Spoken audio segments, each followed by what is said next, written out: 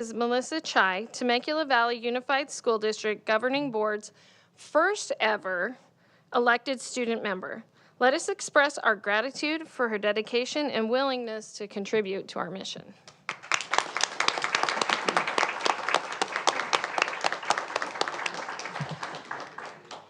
All right, Ms. Chai, are you ready? We're going to have you take the oath of office, and at this time, Dr. Woods will be administering the oath of office.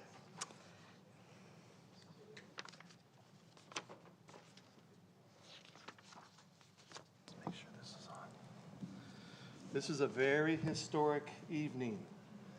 Melissa will always be recognized as the very first student board member in the history of the school district.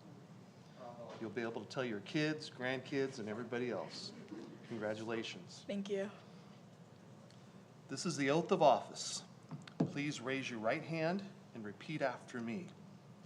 I, state your name, Melissa Chai, do hereby solemnly swear do hereby solemnly swear that I will support the Constitution of the United States that I will support the Constitution of the United States and the Constitution of the State of California, and the Constitution of the State of California, and will faithfully discharge the duties of Student Board Representative discharge the duties of Student Board Representative for the Temecula Valley Unified School District for the Temecula Valley Unified School District to the best of my ability. to the best of my ability.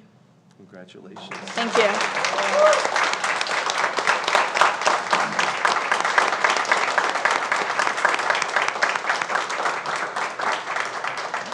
You're more than welcome to say a couple words, but the main thing is introduce your family. Then when you're done, we'll just take a break. We'll take some pictures, get all of that done, and then get you seated up here. All right. Hi, guys. Thank you all for supporting me here today. If you guys see these three lovely women in the front, this is my sister, Annie, and that's my mom, and that's my aunt. And I couldn't have done this without the support of my family and my friends, my educators, my mentors, and all of the community members. I've received a lot of support during my campaign, and since I've been elected, and I'm just really, really grateful for this experience, and I hope that I make you all proud. Thank you. Thank you.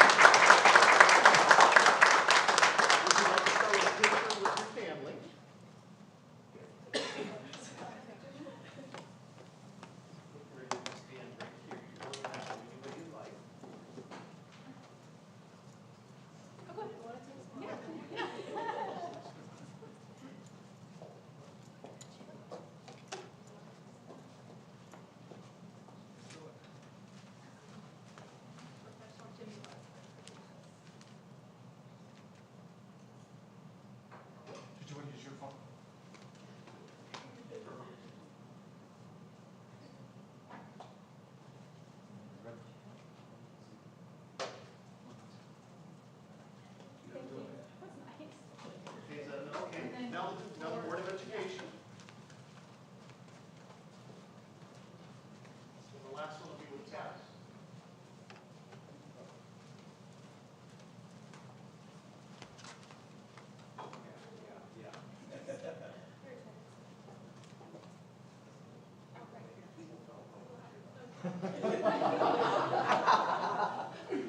There's two cells.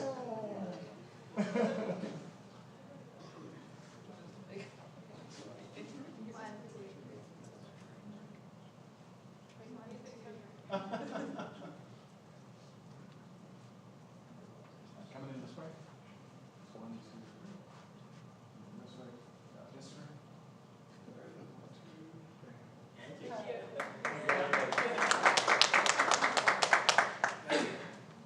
One more, Melissa.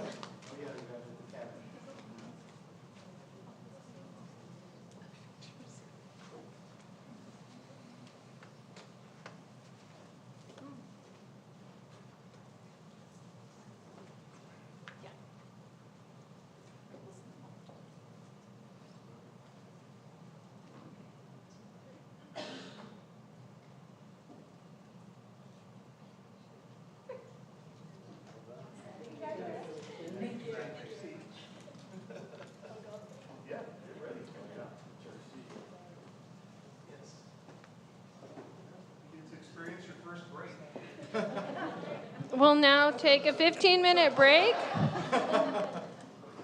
and start the meeting as scheduled at 6. So for anybody that would like to make public comments, feel free to head to the back. You know what's happening.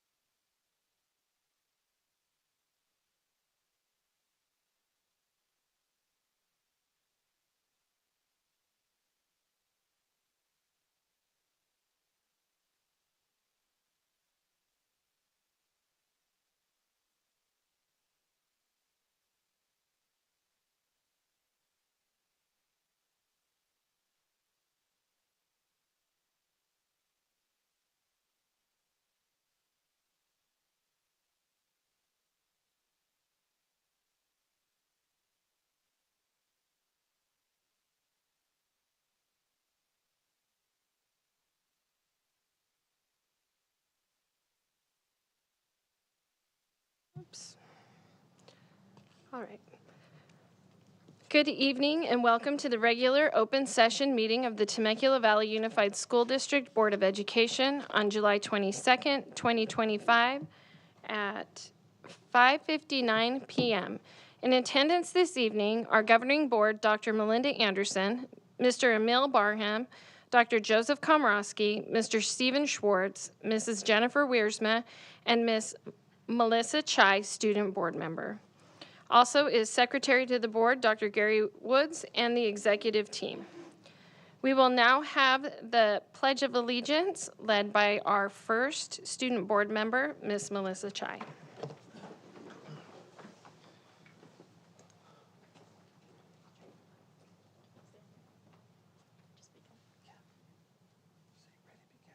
Ready, begin. I pledge allegiance to the flag of the United States of America and to the republic for which it stands, one nation, under God, indivisible, with liberty and justice for all. Very good.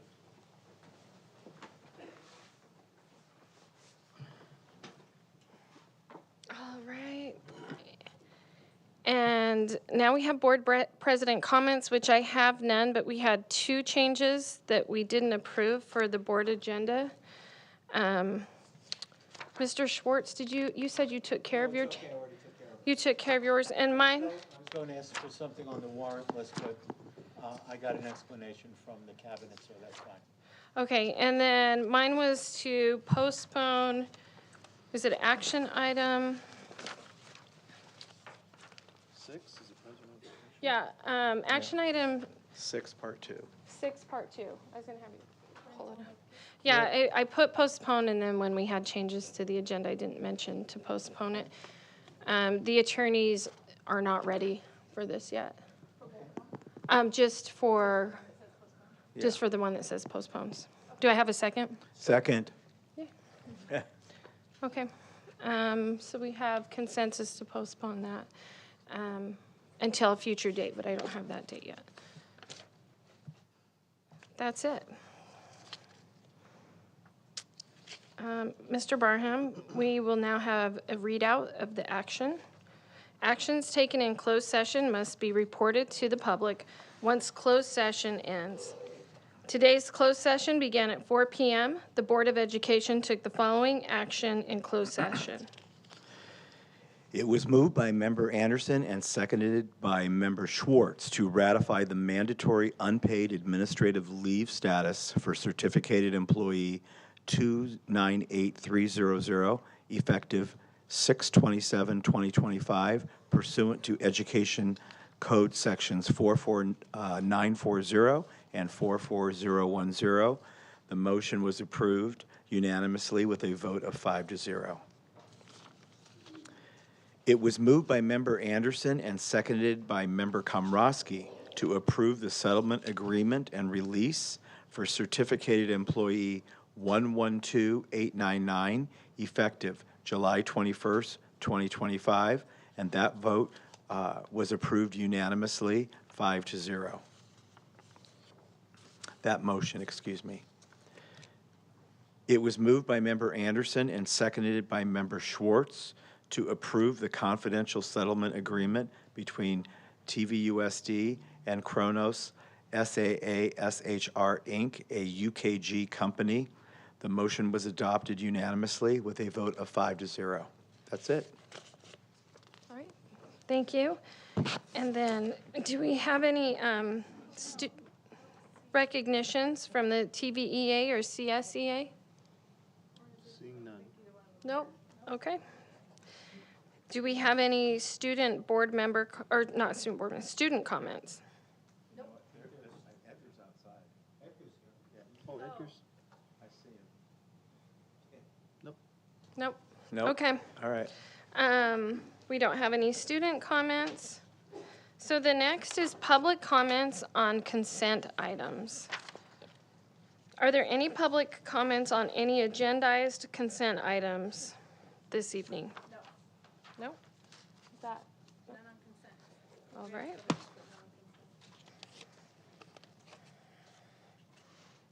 All right, so let's start with the items that were pulled for discussion. We have item with consent. We have item number 3. Who pulled that? Mrs. Wiersma?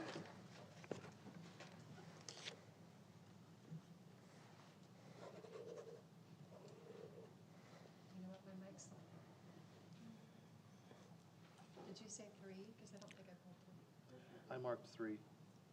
Oh, 3, you're saying The number 3, yeah.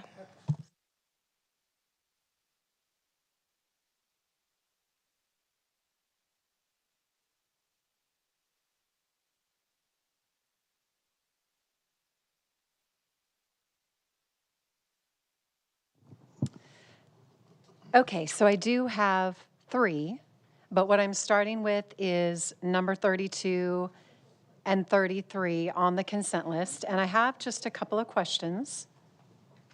I'm not sure who would best be able to field these, but for the first one, number 32, it is a contract, and I want to be sure I'm understanding this pertains to future bonds, not anything that we've done in the past. Is that correct? The only way that it would apply to previous bonds is if, so our financial advisors will sometimes say, hey, it might be a good time or advantageous to refinance your bonds. We would use them to do that. But typically, so the board has approved thus far like a new CFD. When we go to issue bonds, we will utilize their financial services when we actually sell those bonds. Okay, so this particular contract is for 25-26 all the way on to 29-30 for future. I believe it's an option to renew for up to 5 years, yeah. Okay, But okay. we still bring it back annually. Okay, gotcha. All right, and then moving on to number 33. I want to make sure I'm understanding this as well. I know there's a lot with bonds. So I know there's a service contract for monitoring IRS arbitrage requirements related to past bonds, and that's necessary for compliance, right? Just a procedural question. I was curious how this specific provider was selected. Was there an RFP process with multiple proposals? And then how would you say fees compare with market rates or recent service with comparable districts and comparable bond size? So that was my question. I understand we need it for compliance, but just wanted a little background in terms of how we arrived here. And so just so you know, arbitrage makes sure that when we issue debt, it's tax exempt debt, and the debt is to taxpayers. And so the IRS wants to make sure that we're not sitting on those funds and earning interest and making a profit off of issuing debt. So that's what the arbitrage calculation does. When this vendor was selected, I understand that there was an RFP process. We've had a long-standing history with them, and we feel like these fees are in alignment with what we should be paying. They've always provided excellent service to us in the past, and so it's just to do that annual calculation for all outstanding debt that the IRS requires us to do.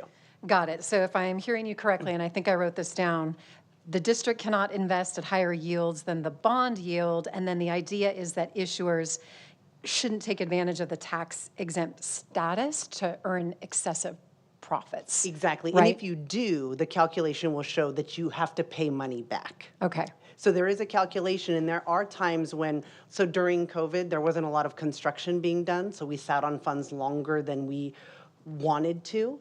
And so we did have to pay, you can pay a fine for not spending down bond dollars fast enough. So It's not that you're not allowed to do it, but if you do, there are penalties that you could have to pay. Okay. And it sounds like from our long-standing relationship, you're confident that they're competitive with what they're doing. Absolutely. Okay, great. So again, between the two, one has to deal with past bonds and one is looking to the future. They're different in that sense. Yeah, and one of them are basically our consultants, our financial advisors. Anytime we are going to issue new debt, they help work with the underwriters. When we go to market, that's a huge process. They help us with the agenda items and make sure that we're fully in compliance with new debt, where the others are making sure we're spending our dollars appropriately in a timely manner. And the second one is more of just a calculation.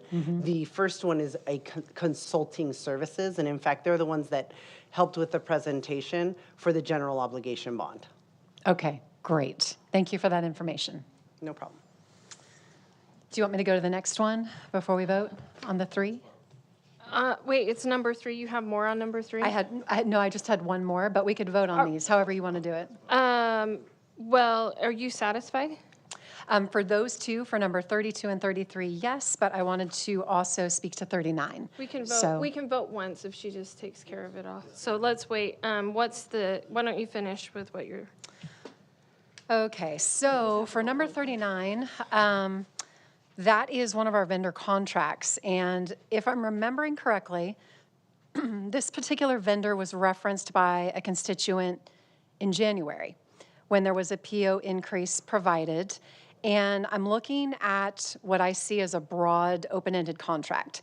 So my honest question for the board is, why actually into a second year, why would we not necessarily hire a dedicated employee to ensure that we're in compliance with the IRS and that they're actually here, bound by district policy, technology that's secure?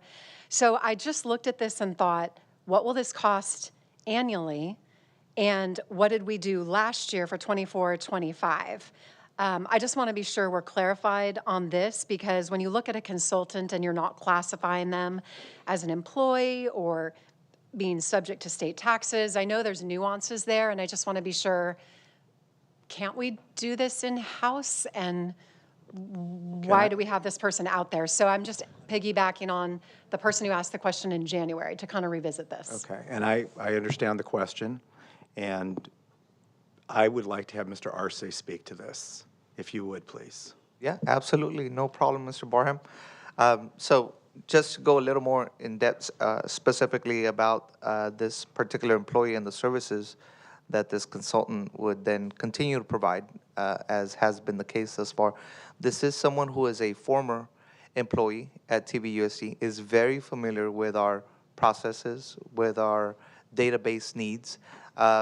The scope of the work that's going to be provided and continues to be provided within this contract is to allow us to transition to a contemporary database that fits and suits our needs, along with electronic forms that would help us conduct the business both on the fiscal services and on the human resources development end. This particular person has expertise not only with the district, but with the county payroll systems, for example, and processes, can conduct the work remotely at the compensation rate that was agreed on, work that involves importing and exporting data. And as part of the contract that you saw there, there are elements related to the security and confidentiality of the data.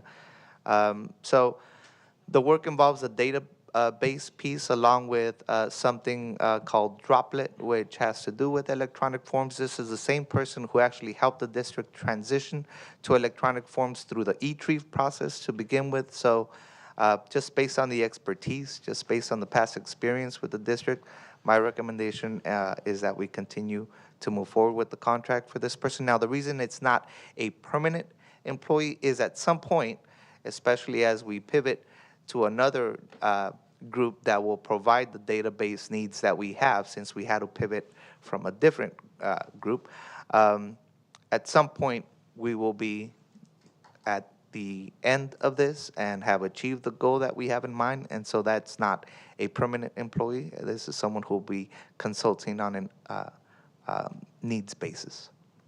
Do you have any idea on a projection of numbers? Obviously, it looks a little open-ended, so the trajectory or the overall cost, would you have any idea? I don't at this time. I could look up. I know last year I believe we used a not to exceed amount, and so I can try to see if our contract this year states something to that effect. We're kind of in the middle of the pilot stages of a new database that's providing those different elements for us, but I cannot give you an anticipated date or an anticipated total amount as of right now, but I can do my best to try to see if we can come up with some type of estimate and follow up with the board on that. Can I ask a question? Are you finished, Mrs. Wiersma? Okay. Do you mind if I add just a couple things before you ask your question? Okay. I just want to make sure to clarify a couple things. Number one is if Courtney Fingerlin was not providing these services, our current staff would have to work overtime in order to get all of this work done, which would still cost us additional money, and it would be at time and a half on a staff that got more than a full-time job. And again, it's one-time implementation costs, which is why we felt a consultant was appropriate. But having been a former employee is how she knows how to help the district. And so that's why we chose not to hire someone, because we would then have to lay them off when the work no longer existed. But to the part about the concern from a constituent that happened back in January, I actually had long conversations with that constituent, and he actually had mentioned that the rate that we were being charged was actually less than he would normally see from a consultant providing this type of work. And so he was fully set at ease with this contract and the work being provided. So I just wanted to follow up with that also. Okay. Can I ask my question? Okay, last question. So, Mr. Arce, do you currently have anyone in the department right now that has the expertise to bring what is needed across the finish line? No, I have staff that is helping in providing the input as to what's needed and what kind of database we need, and the forms that we populate, many of them at this point, literally hard copies, right? In terms of the needs, they provide input. As far as developing this application, no. Don't have that staff. So from an efficiency standpoint, you don't have anybody currently in the department that provides the expertise. But in addition to that, we would have to go outside basically and hire someone, and we have somebody who knows the system. So it would seem to me that this is the efficient Right. and effective way to go. Right, we could either do that, hire someone outside of the scope, outside of our current staff with a different job description, or have multiple staff members from potentially different departments work on an extra duty base to try to kind of figure this thing out. Is this full-time work, do you think, from day to day? for I'm this sorry, particular- Mr. Schwartz has a question. I'm It's sorry. his turn. Just a quick question, Mr. Arce. Is it an extension of what we talked about in, with this new data system that we were talking about implementing and closed? Yes. Thank you. Okay, I think that is the consensus that we're going to move this forward?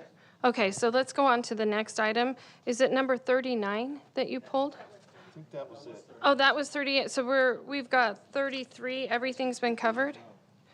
Wait, I feel like we're missing something. She did 3? Number we 3 did. is the personnel items list, and I think Ms. Wiersma said 3 items in total, 32, 33, and 39. Oh, okay. We Okay. could, we could take a vote on this separately, and then. We need to. Yeah. Okay, Each then one we'll we need to keep do number separate. 39 pulled. We'll pull that, keep that separate. And 32 and 33 separate. And 32 and 33 separate. And then, let's see, I move to approve, because they're going to probably vote no on it. I move to approve consent items 1 through 40 with number 32, 33, and 39 pulled. Do I have a second? Second.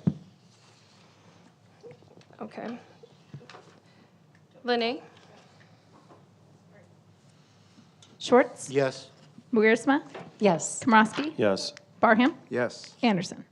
Yes. Can I lump 32, 33, and 39 all together? Are you guys going to vote the same on all of those? They need to be individually done for individual votes. You want individual votes? Okay, I just wanted to know. Then I move to approve the number 32.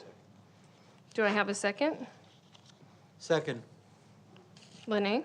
Schwartz, Yes, with the advice of our cabinet, I think we should do this. Yes. Wiersma, No? Komrosky, No. Barham, Yes. Anderson. Yes. I move to approve the contract for number 33. Second. I already did 32, 33. Schwartz, Yes. Wiersma, This is 33? Yes. Yes. Okay. Komrosky, Yes. Barham, Yes. Anderson. Yes. Sorry.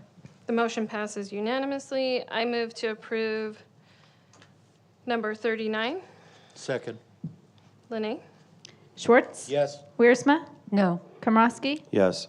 Barham, Yes. Anderson. Yes. The motion passes 4-1. And next we have action items. Was parental notification in action? Yes. I just want to remind everyone that signed up for, as we go through, we're going to start with number 1. When we get to number 6, if you plan on commenting on 6B, will you pull up 6B? Yeah, 6AR. The AR has been postponed, so parental notification that you must speak on BP 5145.2, freedom of speech and expression. And if you wanted to speak on the AR 5145, you'll have to wait till the end of the meeting. So let's start with number 1. Do we have comments, public comments on number 1? We have 2 public comments on number 1. Who's the first person? David Sola, followed by Josh Shirley. Thank you.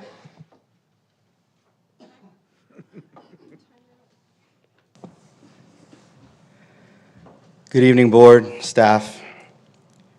I'm here tonight to express my support for our district's thoughtful exploration and implementation of artificial intelligence tools, including platforms like Magic School. These tools, when used widely, can significantly reduce educator workload, personalize instruction, and support data-driven decision-making, something we all agree is vital for our student success. However, for our Spider-Man fans out here, with great power comes great responsibility. So I just want to caution everybody that when we implement tools like this, we just make sure that they're used not just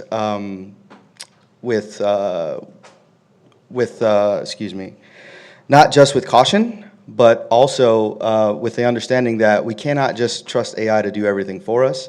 So in January, Forbes released an article that talked about cognitive offload. I don't know if that's been discussed here before, but essentially what this is saying is that AI can potentially make us dumber.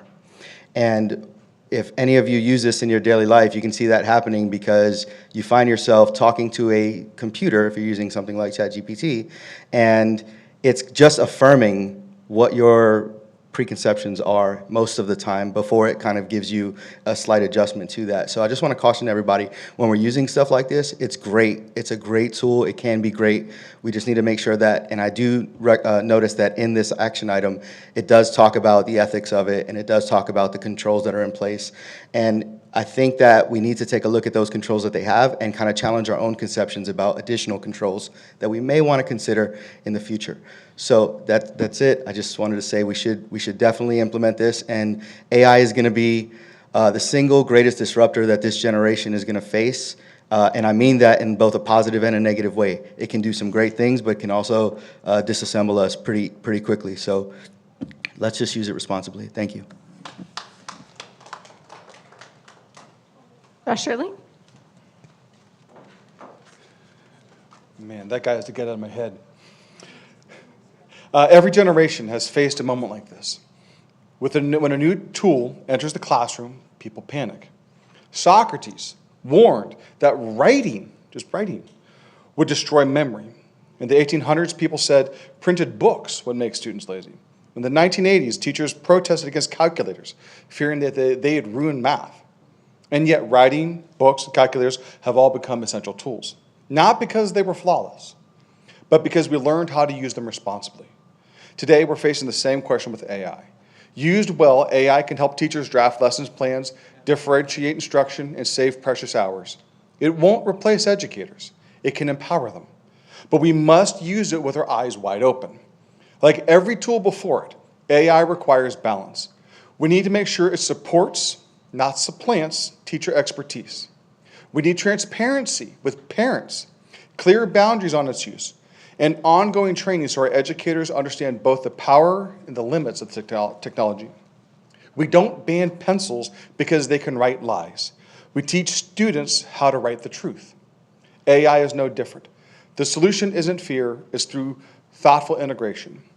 Let's not miss the opportunity because we're scared of the tool. Let's lead with responsibility, not resistance. All of that was written with ChatGPT. So here's my portion of it. The whole point of technology is to make our lives easier, to do tasks we don't want to do.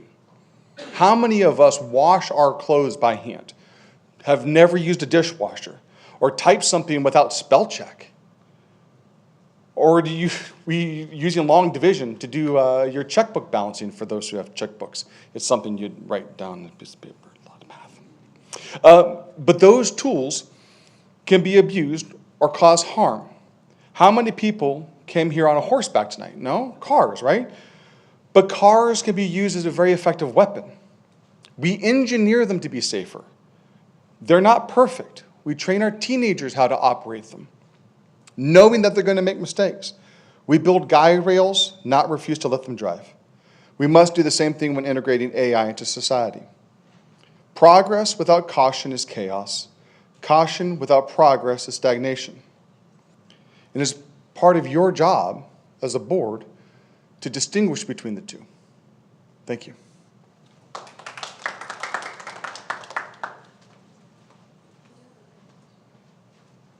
have a presentation. Jimmy's going to do it. Jimmy. Mr. Edwards. Evans. Evans. Sorry, I was thinking TVE. I know. Good evening. I apologize for always being hunchback up here. But, you know, it's tall guy problems. So I just wanted to start off by just thanking everyone for having me here, cabinet and board. I just appreciate the time. I'm excited in my new role to be here and starting off and talking about AI. AI is such an interesting topic, and there's so many opinions on it right now that I think that it's amazing that we actually get to dive into this conversation. So let's get started. Lene, if you could click the next slide. Thank you. With this, I want to start off with some research about AI. I think that if we're going to understand exactly what we're going to do in terms of AI and in the school district, you have to understand how it's being utilized. And so these are some facts I wanted to share with the board and with cabinet here, that there's about 39% or 40% of 5 through 8-year-olds that are using AI for education right now. So we have 40% that are already using it at that age, and all this information comes from Common Sense Media. We have 7 out of 10 teenagers that use at least one type of generative AI already, and with that, we have AI being built into more and more digital platforms. If you are a Google user, you probably noticed that there's an AI option right away in your search bar. So I think that even things like Googling something, as we've been knowing for many years, will now be utilized in some capacity at AI using that as a search tool. So just some background. All right, next slide. Thank you. Magic School AI is something that we piloted, but let me give you an overview. So with all these different types of large language models that you have with AI, very much so you feed into them. And what Magic School does, it's a company that allows us to have a bit of a filter and an ability of way to control exactly how we interact with AI. So we've talked about guardrails. We've talked about maybe like some people have used it as like a sandbox to be able to interact with AI. This is an introductory level going into AI with some very safety precautions and guardrails in place. And the first one is that there is teacher control. So within Magic School AI, you can generate rooms that actually allow you to have student rooms that students can come into and engage with whatever tools that the teacher assigns. So within the tools that are utilized, you can assign what tools you want your age appropriate or topic appropriate tool to be implemented with that student group, and that teacher has full control of what those tools are. On top of that, you also have, from the back end of it, you also have the ability to look at what is being input by the student and what is coming out in terms of the output. So if you're doing an assignment and you have something that you're asking students to utilize in terms of AI, you will see what's being asked by the student and what's being placed into it. So that allows you to understand exactly what they're creating and then what's being delivered through the AI. Next piece that is extremely important when we talk about AI is data privacy. And a lot of the AI, different tools now don't have a lot of control in terms of not learning from what you put into it. So in the input, we want to make sure that when students who may not be trained put in sensitive information, that it's not shared or learned on. So it's extremely important that we have that level of data privacy when we're looking at any type of AI tool. As you can see up there, Magic School has a 93% privacy rating and is not a learning model off student input that's there. So we actually have a signed DPA, data privacy agreement, with Magic School AI, which is one of the very first pieces. If we're going to implement any type of AI, we want to make sure that we have a signed DPA to start. So that is extremely important. Also, we want to model AI for our students.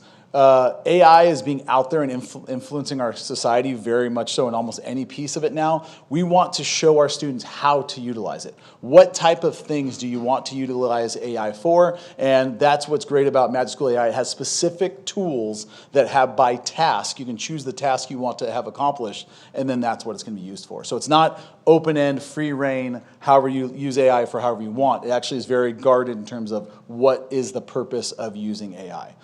All right, Lene?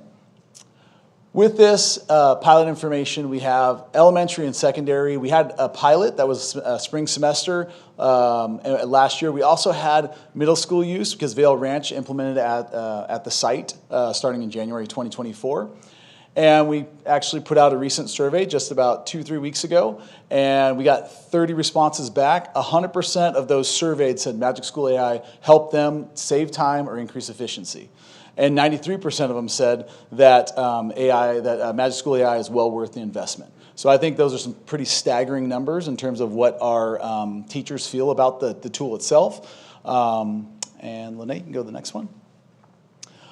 Just some other things I wanted to think about with implementation is future college and career impacts with AI.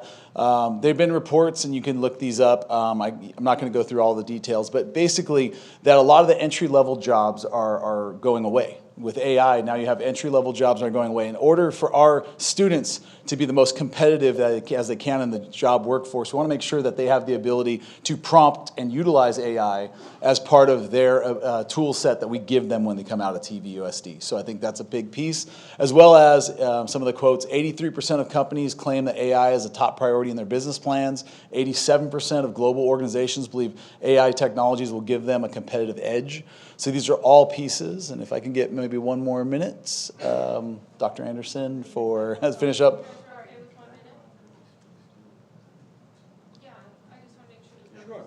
One more minute? Almost done? All right, awesome. And then the last thing I wanted to mention was there was an executive order, and if you have not read it, I advise you do that, Advancing Artificial Intelligence Education for American Youth. And basically this was an executive order signed in April that basically is saying that not only do we need to expose some of these students to be able to utilize AI, but it's more so of getting them directly involved and using it. And you can see that last line talking about early learning and exposure to AI concepts. Not only did it demystifies the powerful technology, but also sparks curiosity and creativity.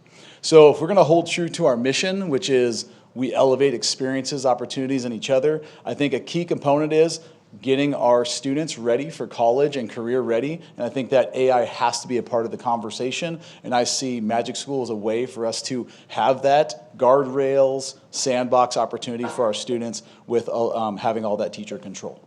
All right, and that's it for me.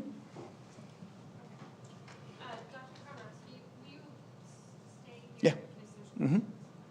Thanks, Mr. Evans, as always. I had the privilege of working with you through the permission of Dr. Woods to further explore the parameters that you that you've showed me that were set in place with the 50 teachers that piloted this. For me, my appeal is to the board. I don't represent the technological companies that crank out the algorithms as awesome as they are, even if they're teacher controlled, as proficient as the teachers are with this, since it's a very rapidly moving technology. I do represent the values of the parents of the community, and those are the tension points, but they could be easily harmonized. My plan was, and Mr. Evans said that he could pull this off pretty easily, is to this survey that's before you. In fact, I have another copy for the new student board member.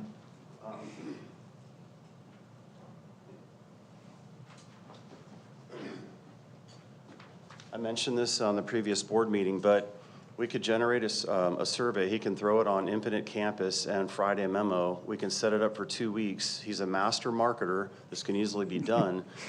I'll vote this in for the teachers 100% tonight, but I will not vote it in for the students to have access until the parents first tell me in the community, 51-49, 51% of the parents say yes, then it automatically gets triggered that the students have access without us having to have another board meeting to agendize it. It's just, if you give me the consensus, or sorry, if you give Dr. Woods a consensus for Mr. Evans to explore this and initiate it.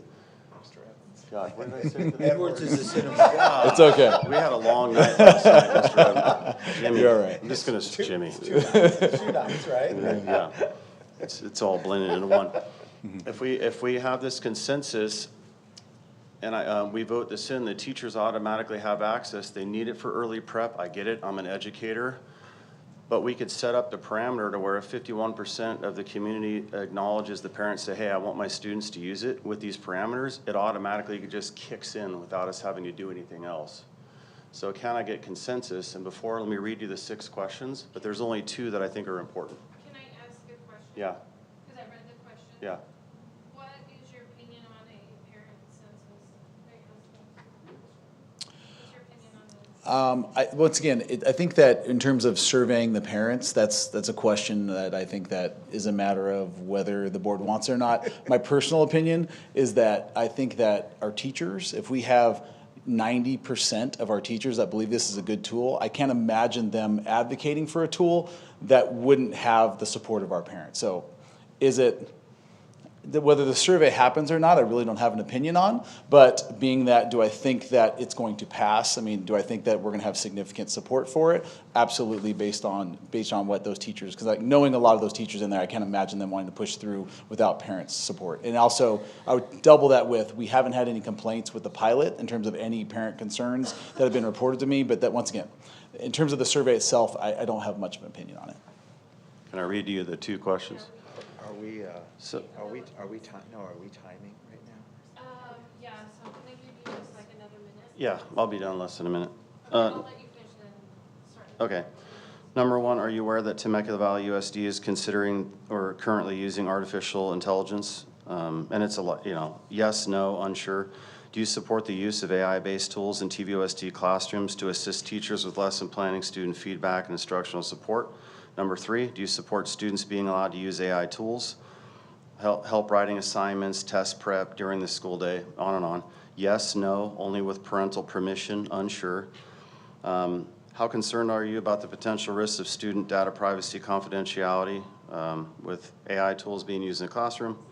5, should parents be given the option to opt their child in or out of using AI tools? 6, would you like the district to hold an informational session or town hall before making decisions? My number one, the 2 that I really think we should get on there and will look good as a board, it's a quick survey, we can get parents involved and be done with it, is do you support students being allowed to use AI tools? And should parents be given the option to opt out? But really, that's the central question. Do you support students being allowed to use it? Just bring in the parents' survey and be done. It's not hard. And it's the right thing to do.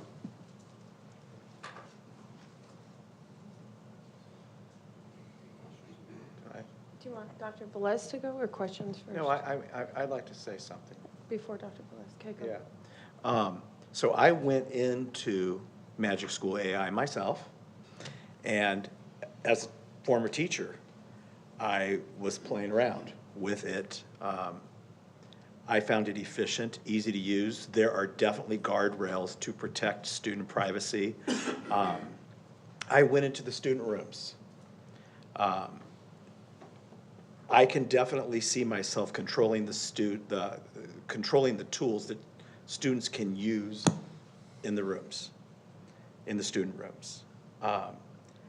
I found that with what I was doing, that the feedback that I get from the tool as to how I'm performing on whatever assignment I'm using, it was great. It was, I mean, it's gonna help teachers so much because, the students can get the feedback themselves. And it's gonna be a lot better probably than what most teachers might be able to give. I love this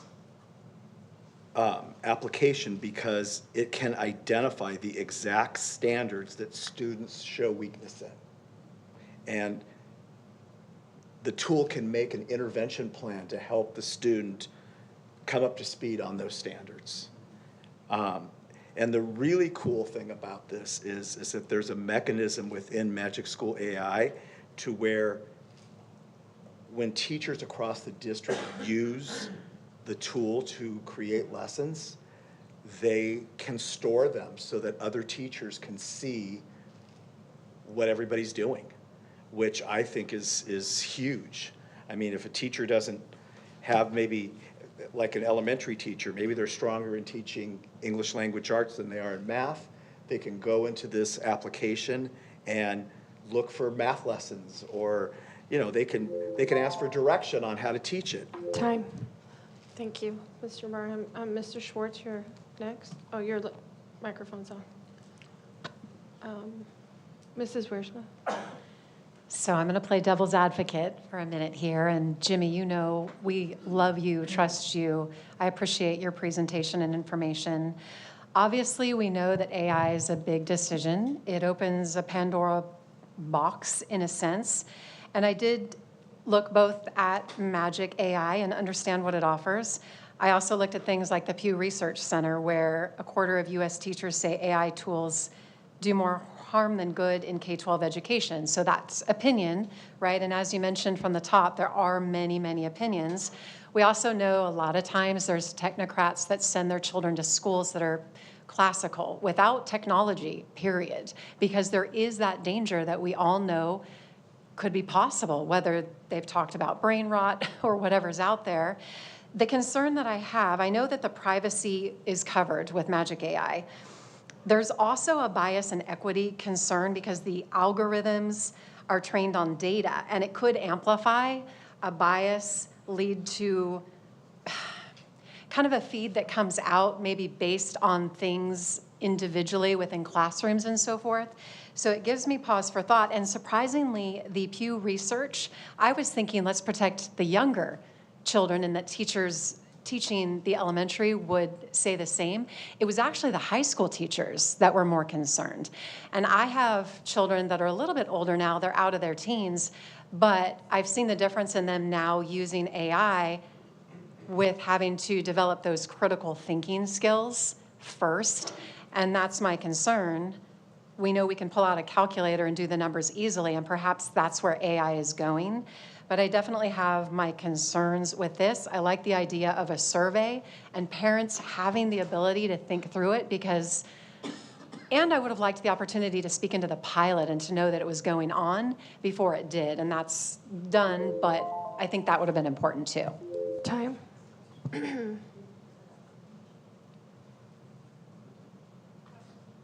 Just for a minute. Oh, can we I'm go sorry. Dr. Velez, or do you want to go first? No, just real quickly, I did speak with Dr. Velez about this, and I have spoken to teachers who have tried it, and they think it's phenomenal. So I go along with that, and I also go along with my colleague having actually tried it and seeing, since we were both teachers, I respect his opinion as an educator, seeing that he thinks it's great, and there are so many positive feedback ideas from the teachers who piloted it. I think it's a great idea. And thank you, Mr. Dr. Velez? Thank you, Mr. Evans. I just want to acknowledge, too, that AI right now is already part of our students' lives and in the classrooms, used by both teachers and students, whether we acknowledge it or not. It's currently being used. Mr. Evans currently sits on the AI task force for Riverside County Office of Education. Dr. Woods this past year has tasked us with putting together a committee which Mr. Dixon did last year, and Jimmy will be continuing that work this year. And I think one of the things we really have to understand and we have to grasp is that we owe it to our teachers to our teachers and our students to really teach them how to leverage AI in the right way. If we keep saying no to AI, no AI in the classroom, kids are always going to find a way around it. People are going to find a way to be able to use things, and we don't set up the correct parameters. As you'll notice on the board meeting tonight, there is a board policy around the technology plan and a board policy around artificial intelligence tonight that is up for first reading. So we have put in the safety parameters to do so. It's the board's decision whether the board lands on a survey or not, but I would like to acknowledge something such as Magic School and the AI applications, which is actually on Google. Google has acknowledged that most of the searches that they have right now are AI. So our students are utilizing it. Providing Magic School AI and a task force that Mr. Evans will lead for the next year helps us put those parameters in place and have discussions with our teachers and with our students about leveraging it in the correct way. All right, so I just want to clarify that, Dr. Kromrosky, you want to motion to approve it with an amendment that a survey be done. Yeah, can I get an additional minute? Yeah, you still have 2 minutes twice. I just didn't know if everybody was done. Okay. Yeah, and I agree with, I think it's awesome for the teachers. That's not the point in contention. That's 100%. And I am an educator as well, and I am actually using it as we speak. And when I was with Jimmy, not only can parents have access to the data logs, what was inputted, what was input, output, it's been a long night.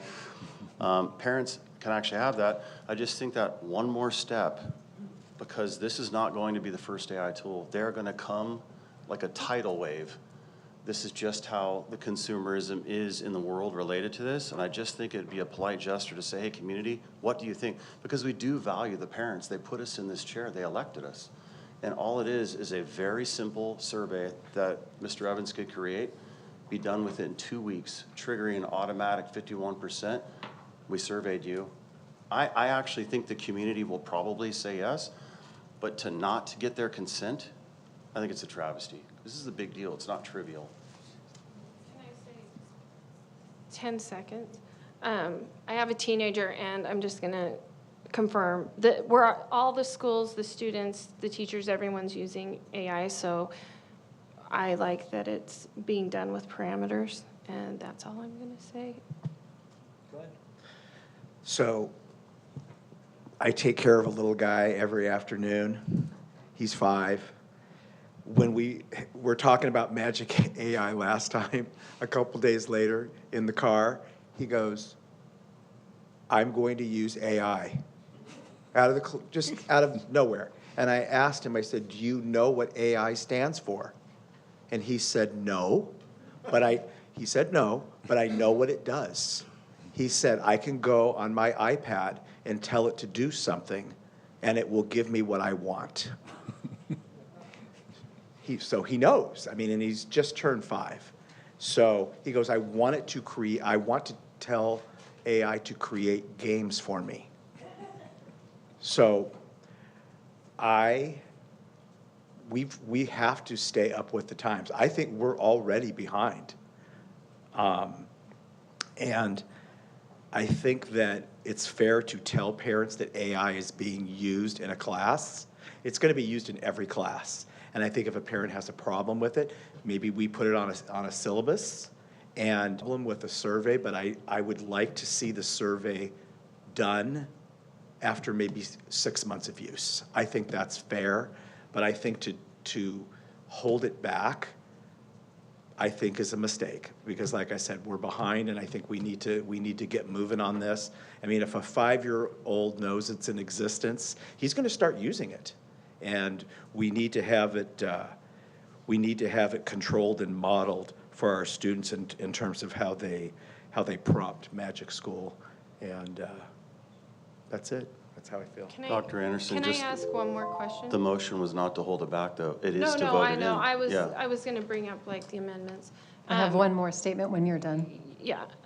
So my question is, was it a state or federal executive order? It was, I think it's federal, yeah. So who made the executive order? Yeah. Who made it? Yeah. President Trump? Oh, I just want to Yeah. clarify. I just wanted you to say it in the microphone. The President of the United States. I am sorry. That was my only Donald question. Trump. That was my only question. Sorry, I don't have my hat on. Dr. Anderson, if I could offer up one idea. I know parent notification in regards to AI sounds like it is a concern. We have in the past created some slides that we can create. I can have Mr. Evans create one slide that our teachers can put at their back to school night slides, or the administrator can. Everybody does it a little bit different, informing their teachers about, or informing their parents about AI. So there is a possibility that we can create a district level slide that we provide to teachers and the administrators at their site with information. Okay, thank you. And then Mrs. Wiersma. And then I need a minute. And then you get yours. And then I know the. And we're done. We all know how the vote's going, so let's. Okay. We do? Yeah, I think. Really? I have an idea Okay. Okay. by listening to All right, Mrs. Wiersma. So my thoughts are, just for consistency, that I totally agree with Dr. Komrosky and having a short window for a survey, because we had decided a while back in doing pilots, we wanted that parent feedback, right? We do it with other curriculum. We do it because that's what we created back in 2022, 2023. So that's consistency there, and AI is just as important in my mind as choosing a curriculum. I disagree that we're behind. I don't think that's the case, because I've talked to people in other districts, and some have told me they're waiting because they feel like not enough data is in, and they're going to be on the cautious side evaluating it. So I don't want to feel like that buyer's remorse, like we've got to do it now. I think it would be wiser to be able to bring the parents in, and then in doing that survey, perhaps there should be a threshold. Hopefully there would be more than 50 parents that would go ahead and speak to it.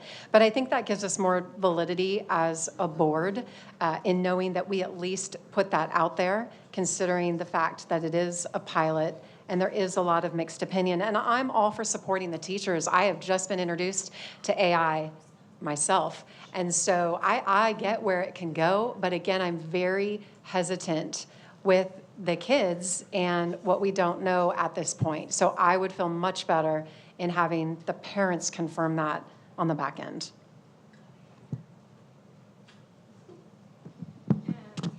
Yeah, I've Mr. talked- Schwartz, you I've have talked to my grandkids, my 3 grandkids about this. One is in 2nd grade, one is in 6th, and one is in 7th, and they're all using this regardless of what we put in or don't put in. And if our kids are already involved in this, we should have them using a program that we know is safe, that has been vetted by our teachers, that has the data privacy. And I think you might have people out there who are afraid and going to say, no, I don't want my kid doing it, who don't even really understand what it is. So I like the idea of back to school night, having an information for each parent up there on the board. This is what we're doing. This is why we're doing it, and I think we probably are behind. Talking to people on the legislative committee, I talk to people in other school districts all over the state, and we are definitely behind. So I think we need to vote this in based on what Jimmy has shared with us, what I've spoken to Dr. Velez about and to Dr. Woods about. I think they're the experts, and we need to follow their advice. Okay, thank you. So can I make an amendment as well? Well, first of all, we have to go in order. All right. And if we start making amendments. Yeah, no, I just. All right. Can I make the first motion, whether it passes or not? Can we at least proceed with that, see if I can get a second? So I think the best way to do this would say that you want to move to approve the contract with Magic School AI for the 2025-26 school year with an amendment that the teachers will be allowed to use it immediately and the students will be allowed to use it with a 51-49 vote. Do I have a second? With For the amendment? a 2-week survey, this survey sent out. 2-week And it- survey. Yeah. Okay, so Dr. Komrosky would like an amendment. Do I have a second for the amendment? I would like to second that. Okay. Let's vote. Lene, this is to make the amendment. Schwartz? No, I don't think that's necessary, so I vote no. Wiersma? Just for Yes. the amendment, okay. Yes. Komrosky? Yes. Barham? No. Anderson? No. Okay, Mr. Barham, what was the amendment you want to make? The amendment I want to make is that we approve this with the addition of the slide going up in every class for, at back-to-school night, and that whether it's a newsletter or a syllabus, depending on what grade the student is in, that there be a statement on that newsletter or the syllabus that AI is going to be, if it is going to be used, that that statement be there so the parents can see it. So let me propose an amendment. So I would move to approve the contract with Magic School AI for the 25-26 school year with parental notification at back-to-school night on the syllabus and Well, all classes a slide. a slide. Yeah, all on the classes syllabus a slide. and a slide. Yeah, and if it's elementary, if it's a newsletter that they send out, because they probably don't do a syllabus. Elementary, okay, you know what to elementary, do. slide, or newsletter. Yeah, Do I perfect. have a second for Point that of amendment? clarification, is it all ages, every grade level? Who is using Magic AI? Yep. Is it K through 12? Just yes or no? Yes or no? It would be a yes. Yes, okay, so it's K through 12. So I have a motion and a second Who seconded? to approve. I move to approve with the amendment that, do you want to make another amendment? No, I know on Fridays we send out the community, I think it should go in there too. Yeah. And community, Community okay. connection.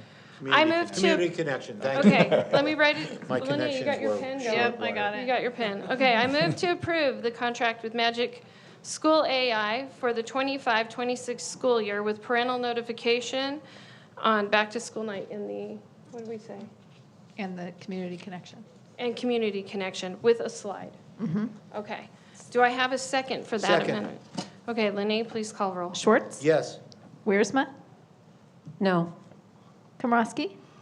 I'm excited for the teachers, but sad the parents were left out of this decision. No. Barham? Yes. Anderson? Yes. Okay, the motion to approve with the amendment is adopted 3-2. Thank you. Thank you, Mr. Thanks, Jimmy. Number 2, Thank you, do we Jimmy. have public comment on action item number 2? No public comment. Okay, the Temecula Valley Unified School District, okay. I move to approve TVUSD, TVEA Memorandum of Understanding Waiver, put my glasses on, of Anchor Bronze Enrollment dated June 17th, 2025, effective October 1st, 2025 through September 30th, 2026. Do I have a second? Second. Is there any discussion? No. Does anyone oppose? Then the motion passes unanimously. All right. I move to ratify the VAPA stipends memorandum of understanding dated June 17th, 2025 between Temecula Valley Unified School District and Temecula Valley Educators Association. Do I have a second? Second. Is there any discussion? Does anyone oppose? Mr. Barham, do you oppose? No? Then the motion passes unanimously. I move to waive a second and final reading of ordinance number, just a minute. You can go on. Do you want us to vote without you? Okay. No, I'll be back. Okay, I move to waive a second and final reading of ordinance number 2425-01, levying special taxes in Community Facilities District number 2025-1. Upon the waiver of such reading, the ordinance will become effective immediately. Do I have a second? Second. Is there any discussion? Linnea, please call roll. Schwartz isn't here. Wiersma? Absent. No. Komrosky? No. Barham? Yes. Anderson? Yes. We have to wait for Steve.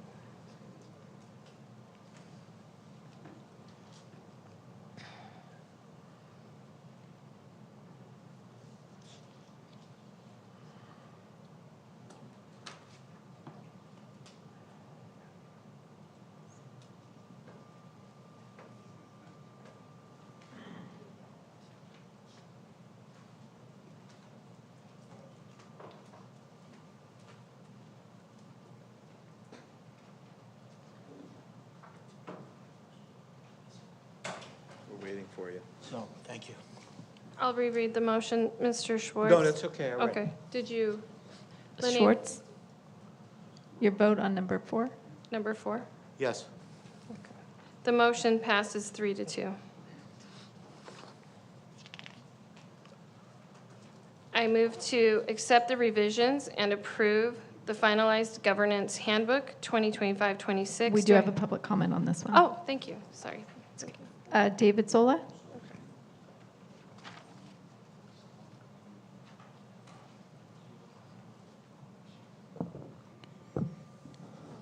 Good evening again, trustees. Tonight, I want to draw your attention to the third stated purpose of this board's governance handbook: to create and sustain a positive governance culture.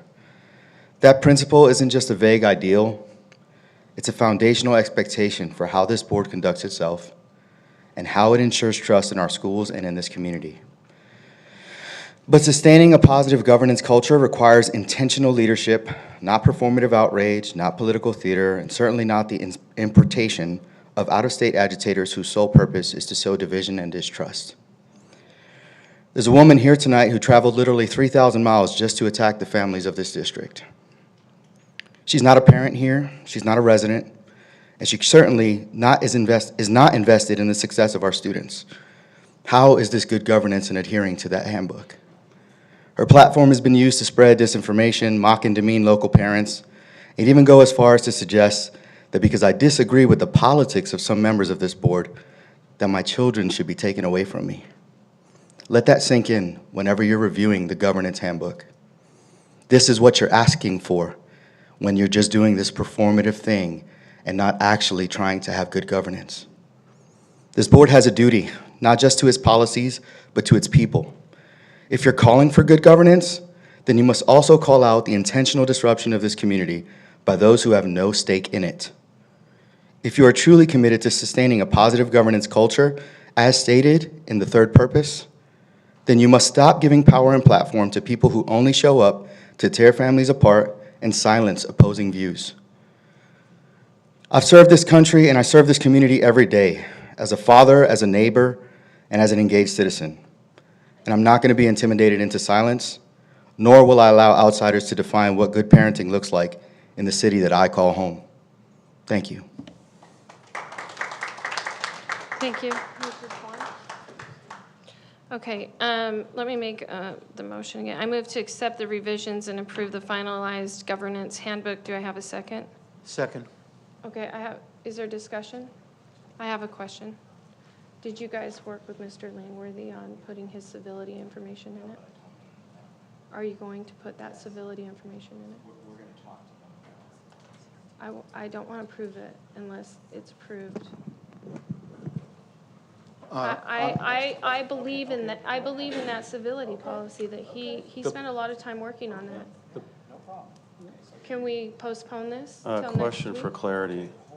Didn't we postpone his civility policy indefinitely? We postponed it definitely. Definitely. That means it can be brought back, and I recommended I thought it was the other one that cannot be brought back. It can be. Are you sure? Because we got to go back and listen to the minutes. I'm pretty sure No, you Mr. can look it Schwartz up. even said. If you postpone something definitely, you just take No, I it know. off the agenda, I it goes get the away, and then you can distinction. bring it back anytime you I want. get the distinction, but I'm pretty sure Mr. Schwartz said he never wanted it to come back. You could be right, but I don't remember, I have to say. It's a policy, so what I talked with Mr. Langworthy about is people didn't want it to be a policy, but we don't have something in place when two board members have a disagreement. Like, this would give us not a policy, this would put a civility idea in our government's handbook, something that we can follow next time there's a dispute between two board members. And I really want, I want you to know that I won't approve the governance handbook until that's considered. Yeah, but, okay, so give me my 2 minutes. Yeah, 2 minutes, that's Yeah, my we two, need to I do our used 2 my minutes. first We 2 need to minutes. get our stuff done. Okay, I used No. my first 2 minutes, now you're 2 minutes. Okay, so Mr. Schwartz and I started to work on this. We looked at the civility policy, and we struggled with some of the wording that Mr. Langworthy and Harold came up with. We did not. It was too vague. Yeah, it was too vague. We did not reject it outright. I followed up with Mr. Langworthy. I talked to him like 2 or 3 days ago. I said, Mr. Schwartz and I have worked on the governance handbook. I believe, plan on looking at this and working with you and Harold and amending it to make it to where we can, yeah, we can work with it. So we can always put it in. Will you guys, Or will you guys work on that? Yes. Okay, Yeah, no thank you. That's all problem. I'm Yeah, asking. not- So not a I'll problem. approve it because I trust that you'll. Yeah, and We I, You'll just do said it that. was too vague. Yeah. Some of the terms that, I'm sorry. yeah. Some of the terms that were in it were so vague that we felt it really Yeah. wouldn't work the way things were described. So we'll have to go back through it, Yeah. change the language Yeah. to make it more Specific, objective rather okay. than subjective. Because even if you just say conflict, if I say I disagree with Emil, well, that's so vague.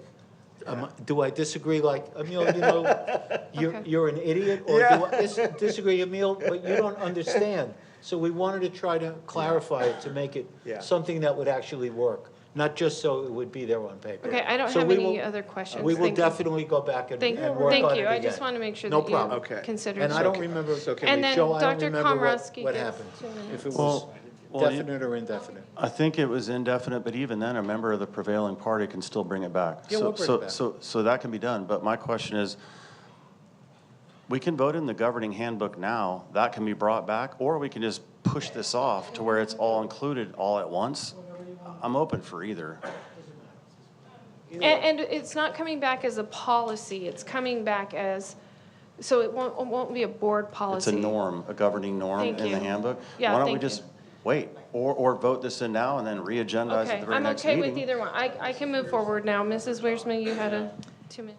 Yes, so here's what I would like to say. With the civility policy, that was something I brought forward long ago with the intention of springboarding from a particular situation and realizing there's a real gap in what we have in terms of expectations, and it absolutely should be a part of this.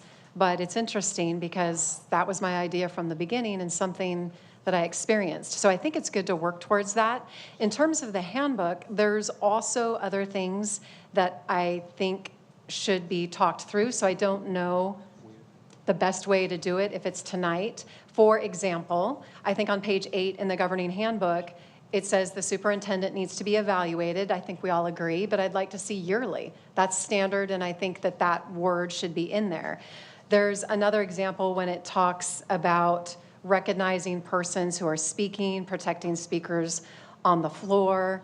I think we really need to be careful, and we don't have to go into last night, but there shouldn't be any time where a clerk tells you as the president to cut the mic or for someone to sit down. That's something we want to check ourselves on because, one, you want to be leading the meeting, and two, nobody should be usurping that. So that's another example. So I don't know the best way to do this, but I would certainly like to be able to contribute. Those are just a couple items. I know our workshop got cut short, so I'm looking for a way that we can move forward. Maybe we have what we've got, make a couple of these changes and then have the ability, as Dr. Komrosky mentioned, to bring additional information should we choose a civility policy of sorts.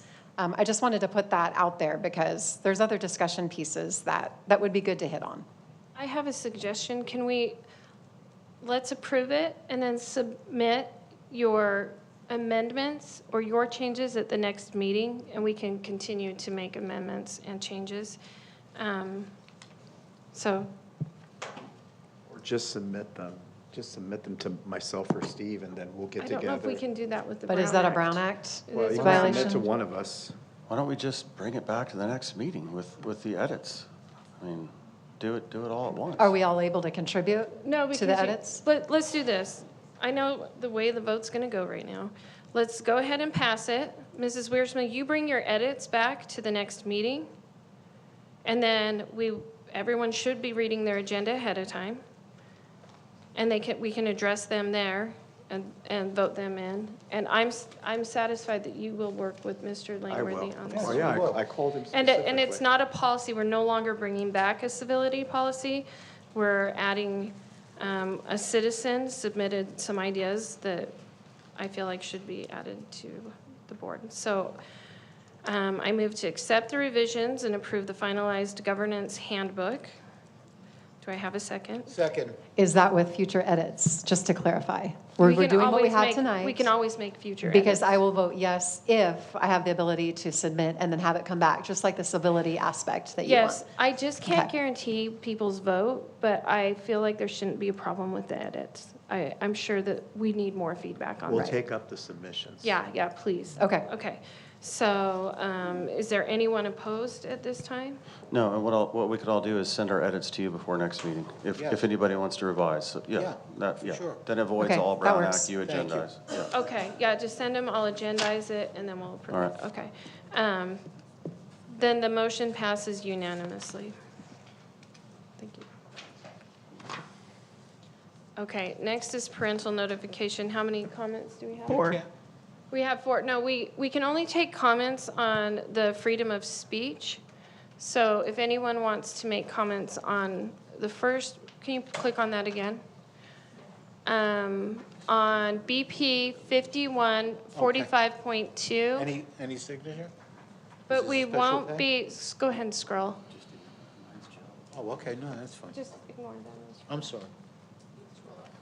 Did you remove the other one? Oh, yeah, the AR 5145.3, that is still in attorney review. So what's posted is not what will be presented with the final review. So I just want to remind the public that this is comments on freedom of speech and expression. Who's our first person speaking? Is Chelsea, followed by Maribel. Okay. Who? I have to move my public comment because I want to speak on free speech. So the next one is general public comments. So Maribel, followed by David Sola. Thank you. Confused. Where were we?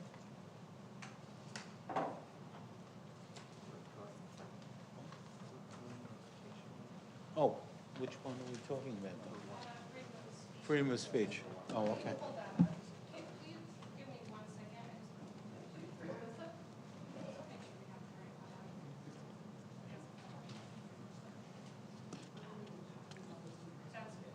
Okay. Do I wait until the end? Because mine is about the restroom. Oh, yeah. Just wait? Okay. So freedom of speech, David Sola? Okay, thank you. Thank you. I just was reviewing the attachment in this policy for the freedom of speech and expression, and I just had a couple questions just for the board to think about. In paragraph 2, or item 2, you have in here spontaneous walkouts or unplanned demonstrations that occur during class time or involve leaving campus without permission will not be permitted. And I just want to understand, what does will not be permitted mean?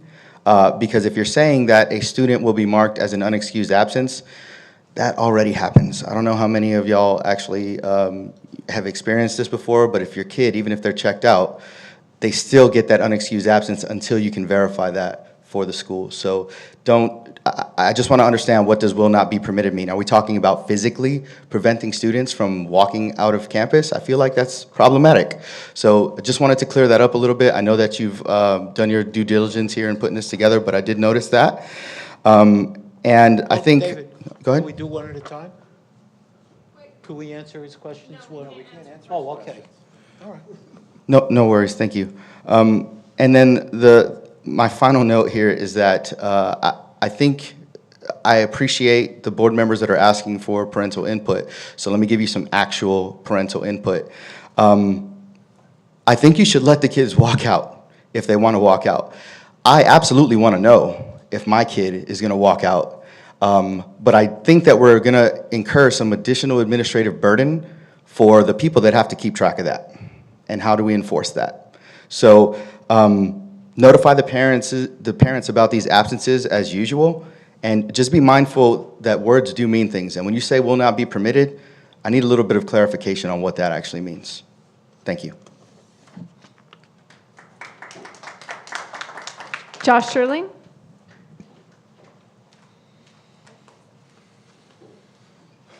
Look, no phone, no ChatGPT. So I'm just going to speak clearly. I wanted to thank whatever legal counsel, administrators, or board members that worked on the edit of this. I think this is a really good compromise of balancing security versus freedom. It's a hard challenge when you are in charge of the safety of the kids, but it butts up against them wanting to protest in a meaningful way. So I think removing the parental written slip, I think those were excellent, excellent changes. So I just want to thank the board and everybody who worked on it, even lawyers, and I don't thank them very often for much. It's a good policy, and I think anybody who is critical of it, that tension is a really good part of making policy better. So thank the entire administrative staff working on this. This was really good, I think.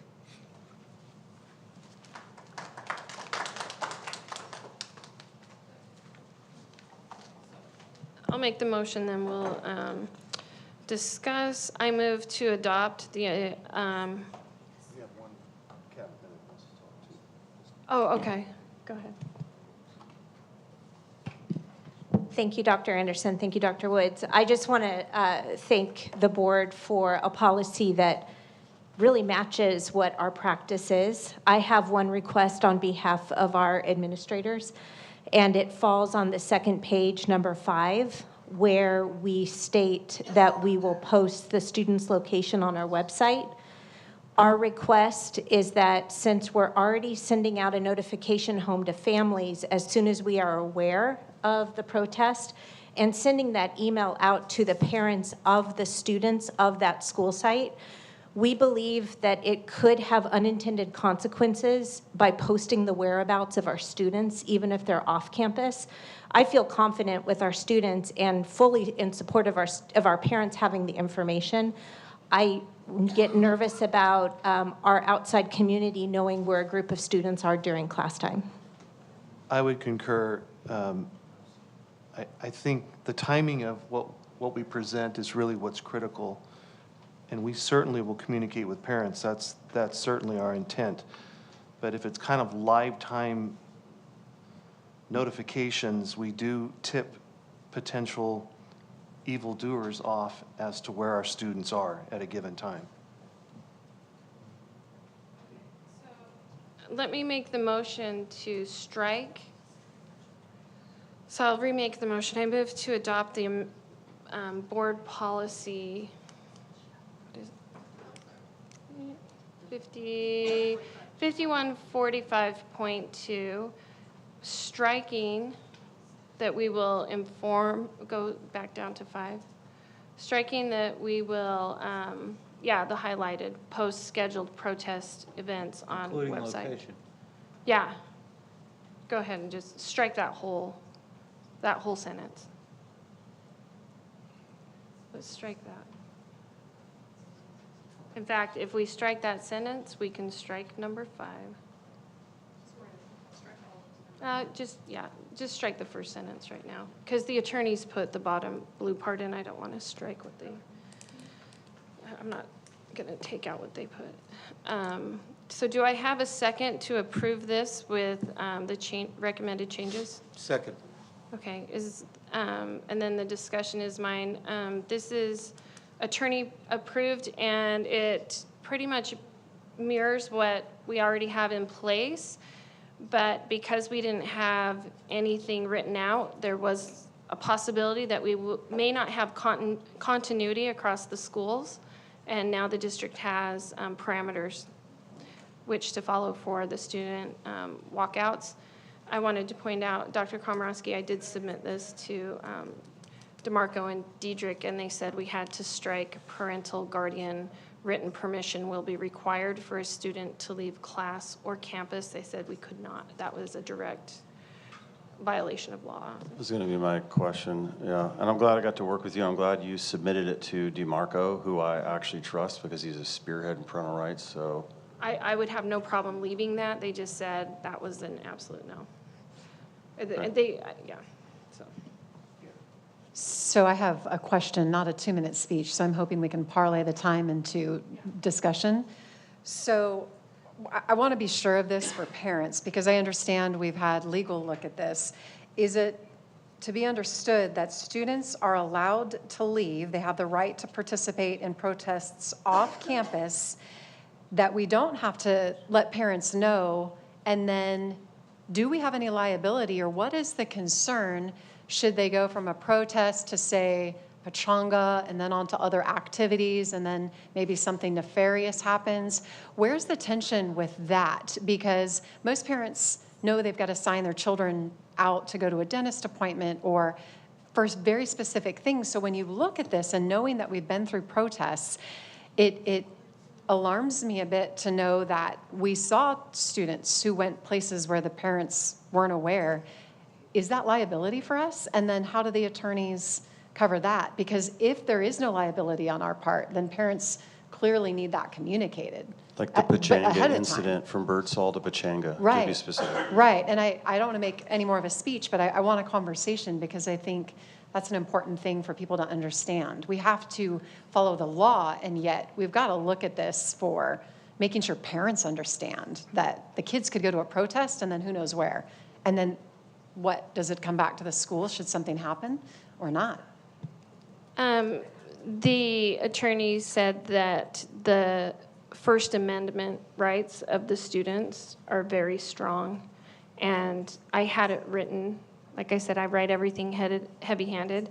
I presented it differently, and they said no. The First Amendment rights of the students trump our concern about if they want to leave and protest, we can't stop them. Just like we can't, nobody's going to physically stop them from walking out, but that will be counted. But who's liable? I get that. I Yeah, understand well, that. Are we liable? Is the parent liable? Because they need to know. I'm going to tell you, I'm not an attorney, but I tried to have this with stricter parameters, and I was told no.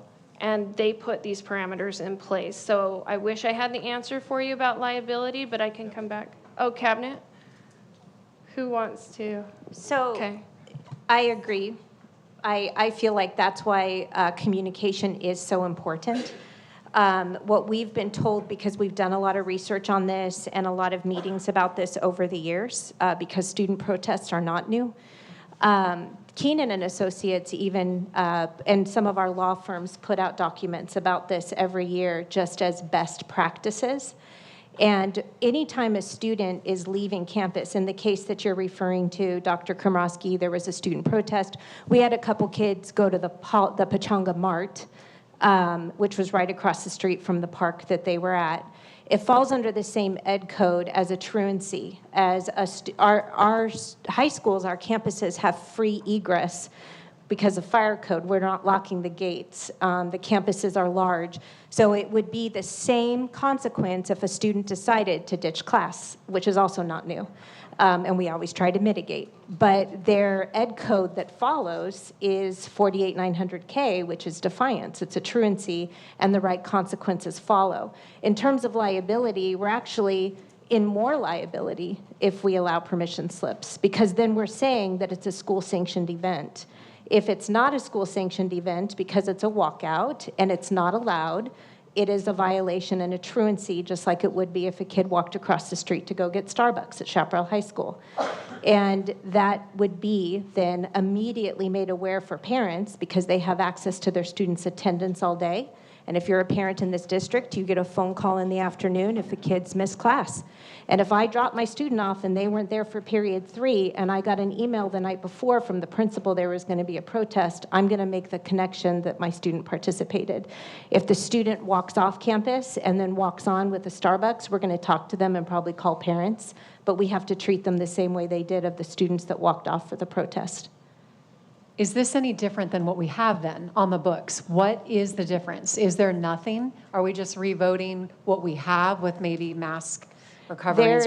What's different? There is a board policy in existence for public demonstration But what Dr. Anderson has done is create a board policy specific to freedom of speech and demonstration. But it's the same. It's just kind of, This one gives there's a nothing little new. bit more direction that matches what our protocols have been in previous walkouts. Okay, and I have a clarifying question for you, Dr. Anderson, because when we sat down, we talked about the parental notification, which is a subset of parental rights, but you just stripped off the parental notification. Is there another part of this that has the actual parental notification? Can you walk us through that one more time? I did not strip that off. Bill Diedrich stripped that off and said we couldn't have that. And So we can't notify the parents in advance. Can you walk us through that one more time, just so that I can? Bill yeah. Diedrich, I asked him and he said that red line was Yeah. made by the attorney. Because that sentence was what we talked about when we met. That was what we came up with. So I know got the you red line. recognize it. That's not me. That's the attorney. I know, I got that red line, that's not what I'm talking about. I'm talking about to Yeah. ensure transparency, each school site will post scheduled protest events on its website, including the location and time at least 24 hours in advance. I think Dr. Woods said then somebody can target where those kids are going. Yeah. But if we go back to parental notification, the parents, how do they know? Can you walk us through that? If there's no parental notification, what good is this?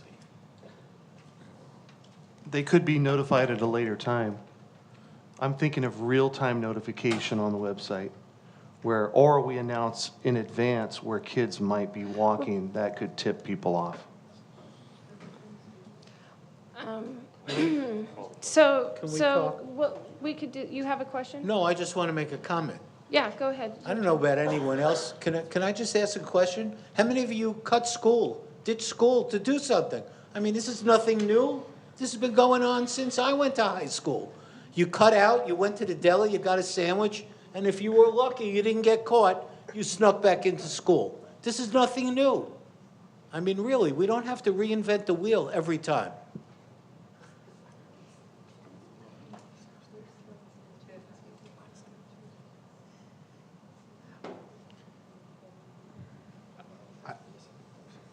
Okay, so. What do you, I wanna call- do you want that there, or do you want that? I'd Do you be want fine with the the- 24-hour notification. That was the whole point of it. So I'm fine with DeMarco stripping out the red, totally. I actually trust DeMarco. Here's the thing too, if the students are going to schedule a protest, we've asked that they designate a location like the lunch area. It's on I campus. feel like the students that are going to go protest at Starbucks are not going to schedule that 24 hours in advance. So I do think we could leave this on here because I don't see a student letting you guys know 20 of them are headed to Starbucks to protest. It's extremely common. When a student protest is planned, we're talking about our most, in that sense, we have always done our best when a student or a student group lets us know of a demonstration or protest to notify the parents. If we have the information, we want to share it with our families. And not that it's embedded, not that it's going to happen every time, but I sense that it's embedded in the schools, in the school cultures at all of the high schools, that the relationship in that area is such that the students, they're telling you.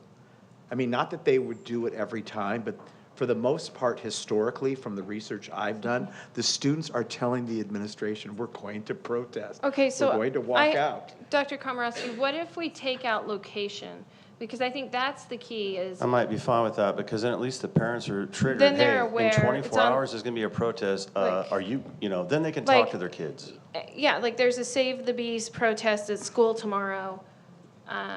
Let's take out, let's adopt this and take out the word location. So that they're Can not I targeted add by. one thing? That's good. And we did have a Save the Bees protest when I was know, principal. I feel like as a parent, I am not going to be checking the website for information every day, but I am checking my email and my text messages every day. That's why my suggestion on behalf of our administration came for number 5, maybe not being needed and maybe putting our students in an more unsafe situation, that if I'm a parent, I'm getting that notification through an email, I'm getting that notification through a text that's linked to an email. And we feel that that's our best bet in immediate communication with parents rather than them searching a website every day to see if there's something posted. So, Dr. Komorowski, that's more specific. She's saying that we send an email or text to parents instead of just posting it on the website. Can we put that in there? 24 hours in advance when possible? Oh, it is. Okay, so you want to just remove this one because the email or text is... Okay.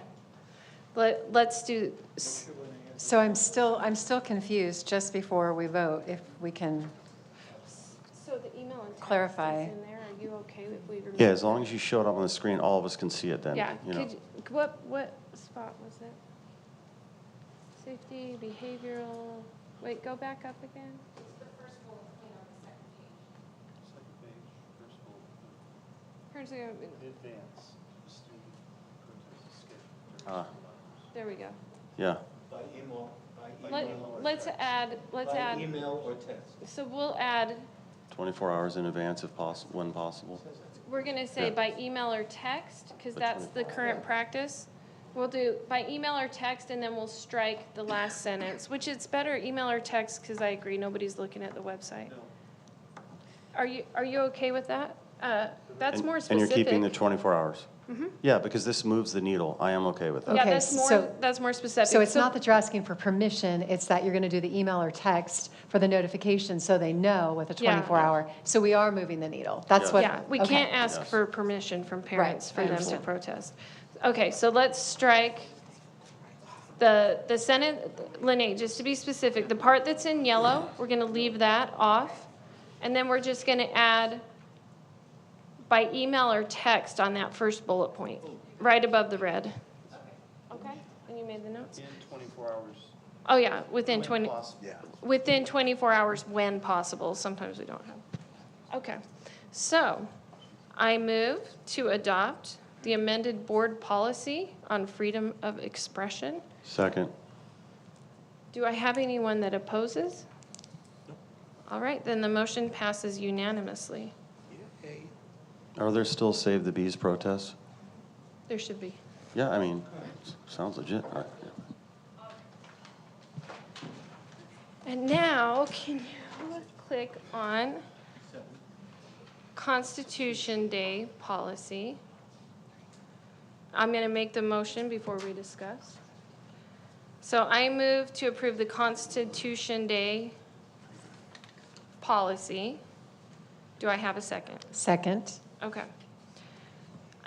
So I'll start by introducing this because Christine Schmidt wanted Mr. Barham to know that you inspired other school districts. Schwartz. Oh, I'm sorry, Mr. Schwartz. I'm looking I at, will take the I'm credit, looking but at it's Steve, not but me. I'm looking It at is Steve Mr. calling him Mr. Schwartz. Barham. Mr. Schwartz, your Thank you. your Yeah. initial she wanted everyone to know that you inspired other boards, and we had a meeting with, and we agreed to put everyone's name, because I think it's good to see the public that for the public to see, we got together with community members that live in our district. Mrs. Wiersma put this on the agenda, but she was on vacation at the time. And I feel like this is the kind of things we need to be doing as a board. And these are the things we need to work on. So I want to thank you for getting the ball rolling. And what we have is the policy, which I didn't write. We have the Constitution test questions that were carefully worded. There was a lot of time spent on these. And then there's one more thing that I would like the board to allow me to add. And that is, the community members have worked hard to set up Constitution Day booths during Constitution Week. Let's see. One would be Thursday, September 18th at Murrieta Market Night in Old Town, and the other would be Saturday, September 20th in front of the All City Coin and Jewelry, where there will be crafts and different things for the kids to engage in with the Constitution as a way to celebrate Constitution Week.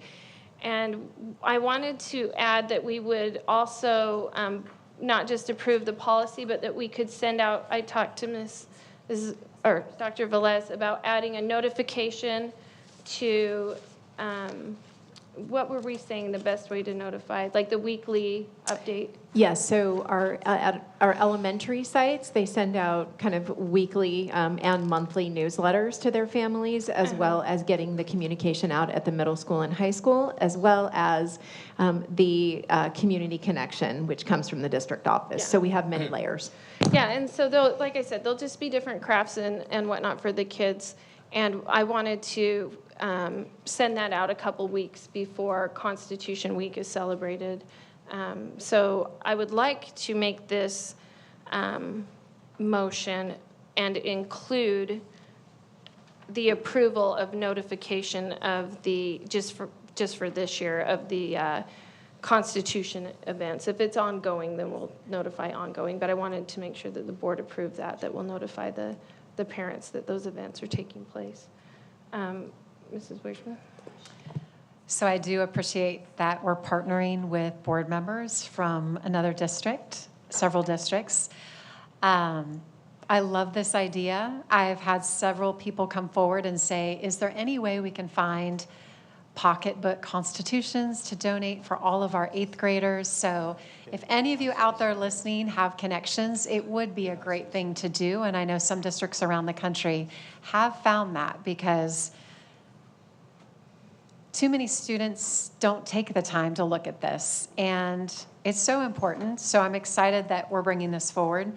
The one thing that's not here that I'd like to bring back as part of this, and maybe it's because of the fact that it's July, there was a resolution, and it basically promoted the week in September. Sorry, Mrs. Wiersma. I wanted to stop because I know this could be something you could bring back. So I wanted to wait until you were finished talking. But what I would like to do is I originally had a resolution that I uploaded with this, and I would like to see that brought back. It's more symbolic, of course, in nature, but I think it's important, and we have done that with things that we stand behind as a district. So if at the end of August or maybe in September, we can look at the dates. I want to be sure we can bring that back. Can I answer that just because you were on vacation? So we talked about that in the meeting with everyone.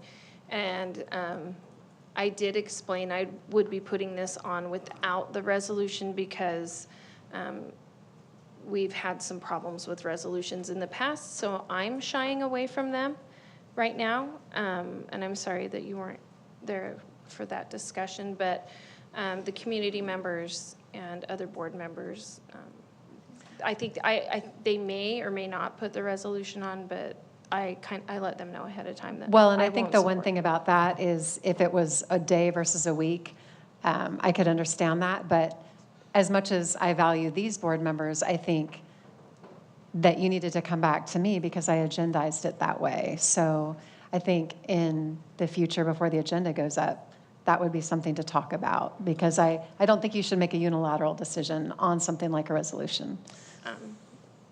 Okay, you can put it on the next agenda, and then we can discuss the resolution. So is there any other question, Mr. I have a comment. Schwartz? Okay. I'm really glad that this celebration is being contemplated. When I introduced the idea of putting the Constitution and Declaration of Independence on every iPad, I hoped it was a start, and it was. Celebrating the Constitution is something Dr. Barham and I have discussed frequently. When I first proposed making the Constitution available to every student, he also shared with me the use of a Constitution test, which was used in his district in the 8th grade.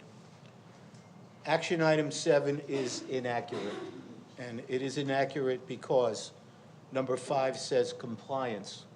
This policy aligns with federal guidelines requiring educational institutions receiving federal funding to recognize Constitution Day.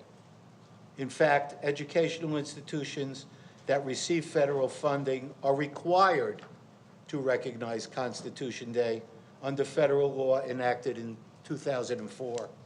The requirement comes from Section 111 of Division J of Public L 108447, the Consolidated Appropriations Act of 2005, signed into law on December 8th, 2004.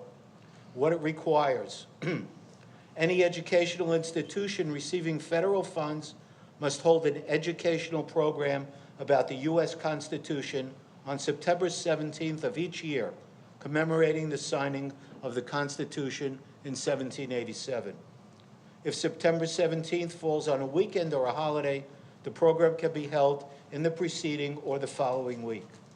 This applies to all public and private schools, colleges, and universities that receive funding from the U.S. Department of Education.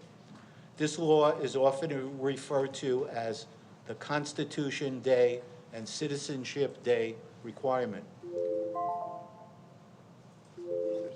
I was almost done. In that spirit, Mr. Barham and I would like to work on this with staff. Thank you.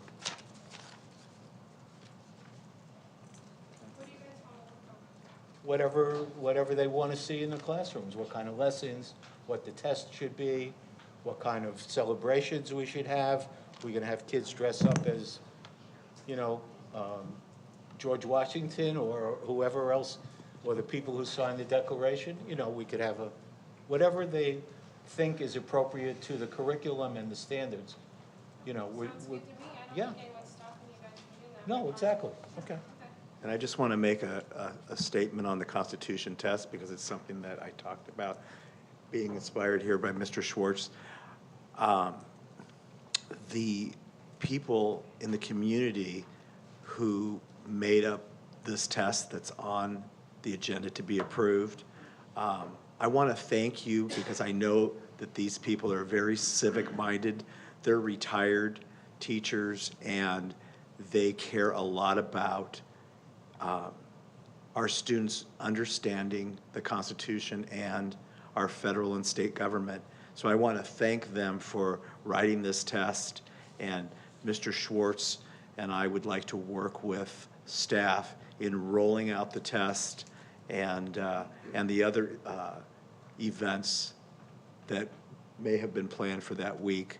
But I want to personally thank the community members who wrote this test, and I don't think I could have written a better test. I thought it was great. Hard. It was pretty difficult. Yeah, it was difficult, but it was balanced, and it was written in accordance with our California state standards. And I do want you to know, I actually feel like I'm not qualified to dive deep into curriculum, like getting this going. I'm not a teacher, so I'm more than happy to share the responsibilities. One request is that with the test, that our school district, because it's so challenging, that we consider some sort of award. I'm just letting you know what was discussed at the meeting. Like, even if it's a chocolate bar, if we can get like coupons to McDonald's ice cream or something, anything, but just something. So I just wanted to give you that feedback, since that's, yeah, Dr. Komorowski. Patriot Trophy. Yeah. My thought was to check, if we could give board direction to Dr. Woods, we could have him check with the Heritage Foundation for the pocket handbooks. They might be free, but you could verify that.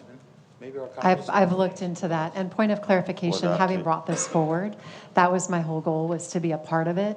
So I just want to point that out. But I think if we can each, as you mentioned, have some aspect that we can contribute, I think as a board and as a greater community, as we see who this has been submitted by, would be a great thing for them to consider, because I brought it forward in the spirit of hoping to be a part of all that, right?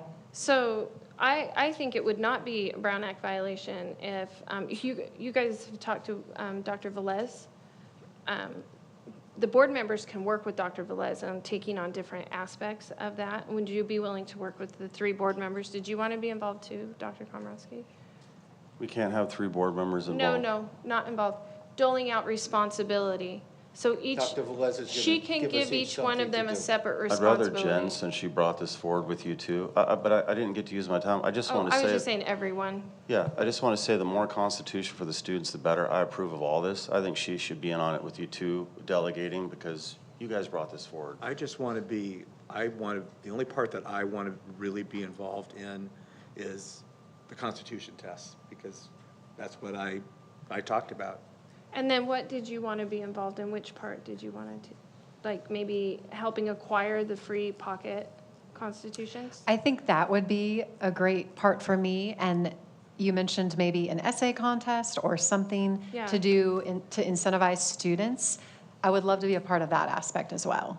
Okay, since you brought this forward, and I do feel bad because the only time everyone could meet was when you were gone, would you like to coordinate with Dr. Velez the activity tables that they've got set out? And making sure that, do you want to work with the community member and Christine and make sure that the students get notified? Okay, thank you. If that works. Okay, that so works. we've all got different, so we'll have. Yeah, so we'll approve, and then that way it's not Brown Act because she's not doing what they're doing. Okay, so I think everyone has a general consensus of where we're going. There was a motion and a second. Does anyone oppose? Then the motion passes unanimously. Sweet. All right, now we're headed on to information and Oh, report. I got the 8th action item, Zotero, because we moved. Oh, yeah. I'm sorry. Okay, let me,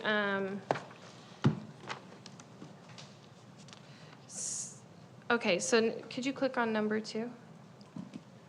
A motion, we'll make a motion to approve, and then we'll discuss. Let's see. I'll make the motion to approve. Thank you. She pulled it up for you to read. Motion to approve. It's right there. Oh, it's been a while since I read out. Hold on. Let me get over here. What am I looking at? Motion to approve, action item, TVUSD primary research tool, Zotero. Do we have a second? Second. Okay. Is there any, oh, now you get to present. Sure, and this will be short. I'm just going to read off the comments, or the rationale in the comments. Recognize Zotero as a primary research tool for citations for secondary students, so high school students. The Temecula Valley Unified School District recognizes the importance of developing strong research and academic writing skills in all students. To support these skills and promote consistent citation practices across grade levels, the Board of Education hereby authorizes the formal adoption of Zotero, a free and open source citation management tool for use in grades 6 through 12, the district's recommendation platform, research documentation, and citation management. In short, I've used this through my entire dissertation process. One of my professors told me about it. I went to the library at Claremont Graduate University. I got trained. It was mind-blowing. Just think of it as a database where when you're doing research, you can throw in PDFs, YouTube videos, books, IBN numbers, whatever, and it populates the metadata, creates a database for you. You can use it for, give me 1 second here. I used it for Turabian-style Chicago format when I did my entire dissertation. 290 footnotes, over 30 pages of bibliography. I created over 30 pages of bibliography in about 10 seconds. Once you self-populate this database and you go to do the bibliography, right-click, copy, paste, boom, and it formats it. You can use MLA, APA, whatever the teachers want. I think it's amazing. I also, I used it for my dissertation. I also got peer-reviewed published, where I peered other papers and they peered me with the Journal of Consciousness Studies. It was a peer-reviewed journal out of New England, really high-end journal for philosophy. So I used it on that level, and I think it's awesome, and I think the kids will really benefit from it. I let Joe Ballywag see this, Amy Rickton too, but I'm just excited about this, and I think the students will be excited too, and especially the teachers. It takes the workload off of them, helping to empower the students to write better. Dr. Komorowski, we missed a public comment on this one. So I would like to invite Upneat to comment. Good evening. I actually have a couple of questions. On June 10th, we approved 2 research databases costing almost $20,000.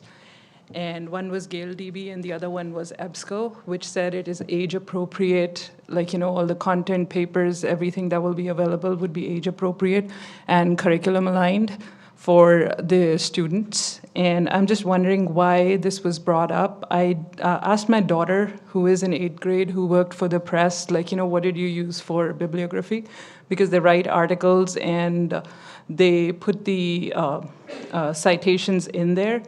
And so she said, they used to use another tool, then My Bibliography is the other one that they started using. It's a free tool, it's available online, and the teachers suggest whichever one they want, they can use it. So my one problem is it says 6 to 12. I went to the Zotero's website, and they said it's mostly for, you're right, it is for advanced coursework, high school students who are doing, AP seminar or some of those classes, it might be very useful. More important to learn at middle school and high school stage is which references are you using, which materials are you using. You cannot use Wikipedia as a reference. All these things are very important to learn as students, rather than what type. The citations can be, there are a lot of free websites, you just put it in there. The other concern I have is I work with software. This is open source, and if you go to their forum, if you go to their website, it says that they do not offer any private support. First thing is, then the safety guardrails that we talked about, I didn't go too deep, whether you can search papers or not, or what is ensuring that, somebody is not going to access a research paper that we had a big issue with sociology, incestuous practices in Germany or something, they're not going to be accessing it. How do we ensure that? I'm not sure if it's actually a research database or not, but can we ensure that it will not happen? And the more concerning as a software engineer for me is it being open source, because once it is open source doesn't mean it's bad. It means a person will fix it when they get to it. There's no commercial agreement that they're going to provide you support. For example, right now, Chicago-style citation, 17th edition is broken on this software. They're if you wrote your paper with 17th edition, too bad. You have to update everything to 18th edition. So there will be additional software debugging involved. I don't know if our district technology, the staff wants to take that up with open source software. So before approving, I would have somebody from technology review it, whether they want to support it. And the second thing is you have to download stuff onto your computer to use this. So the district staff will have to manage that too. So it's not. Thank you. He gets to answer the question. I can speak a little bit to that as well. Okay. She asked, what? Tell me we don't answer questions. Now we're answering questions. No, you can't answer a question while they're talking, but then when you're done, you can explain the topic. Speak to it. Okay. But you will absolutely, do you want to go first? Okay. Yeah, so this isn't what sources can be accessed to put into the database. This is a research tool, and the primary gatekeepers of that information on what students can act, those are the teachers or the admin. They're the guardrails for that. This is just a research tool. And the Turabian Chicago-style format is 18th edition. I just used it right now in a Word document. You can use APA, MLA, whatever the teachers prefer. But again, if one of the two cabinet members want to speak to her, to Joe Balag or Amy Ricken, any one of them, it's just an awesome tool. Yeah, I was surprised when I saw this as an information item, and then it said we were going to vote on it. So my whole focus is a little different than what I was prepared to come to. But so I'll just read my statement and my assumption that it was an action item. It was not an action item. It was an information item. My statement is, this is an action item, not an information and report item, as it calls for a vote. Thank you for sharing your recommendations regarding Zotero. I appreciate your interest in exploring initiatives that support our students and align with our district goals. To ensure that any new program is a good fit for our schools and aligns with our policies, practices, and student needs, it is important that it first undergoes a thorough review by the relevant district staff.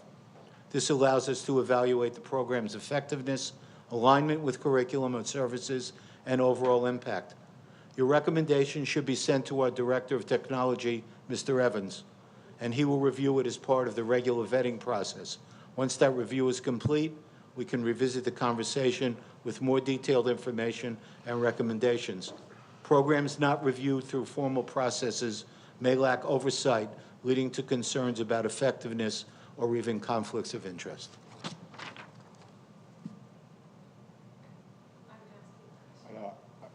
Can we ask who's, do you want to go, Mr. Barham? No, I- You're next. Yeah, no, I just want to say, when I used to write my papers back in the day, the worst part of writing the paper is the bibliography. I would want to I couldn't stand it. Okay, so I get this totally. And I've heard some good things about this. However, I'm going to go back in time a little bit, and I'm pretty sure that we all agreed that we weren't going to bring things to action right away, that we would go through information and reports, okay, and get information on an item, and then digest it, and then vote on it. So that's my preferred way of going through this process, and because that's what I thought we agreed to a long time ago. Did Mr. Schwartz bring on Constitution Day on an action item? It was free. He did the same thing. It was not in information reports. I'm not doing anything inconsistent. That was a board meeting or two ago. Okay, well, if that's the case, we shouldn't be doing that. I mean, I don't want to do that, okay? And I'm not against this, okay, because I've heard great things about it. I just would like to go through the process. I would like to have Mr. Evans, our Director of Instructional Technology, take a look at this, and then, address some of Upneat's concerns. I mean, he can see those, and let's bring it back. But I appreciate you bringing it forth. I think it's it's like I said, the worst part of writing the paper was the bibliography. Let's just wait one meeting and see what Mr. Evans has to say and bring it back for action. Dr. Woods, could you ask one cabinet member Sure. Is who there has any vetted comments this? or thoughts on a process moving forward? Currently navigating Zotero. When you have databases like Gale and EBSCO, which are the scholarly peer-reviewed journals and research papers, dissertation and practice, you use Zotero to load those documents into. It is an organizational tool that creates your own database. You're procuring that database based on approved programs and curriculum. It doesn't have a stock of articles in it. But what it does is exactly what Dr. Komrosky said. It logs the work, it puts all the information in. You could even add an add-on to Google Docs. So when you are writing, so this would absolutely be our more advanced classes, but while you're writing, you can have it do the in-text citation for you by clicking the first name of the author, and it embeds it. So it's a time-saving tool. It makes sense for students who already understand the basics of APA MLA formatting.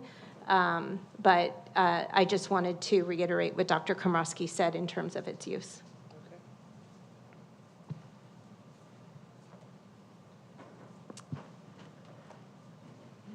We opened the world of AI tonight, and I think with this and understanding Dr. Komrosky's expertise and experience in education, and I did witness the conversations you had with Mrs. Ricken and others, I would have no hesitation to vote on this. I think when we talked about bringing something forward initially for a look-see, it was a resolution or a possible policy. And you were exactly right to point out the Constitution application came forward on an action item, and we agreed to it.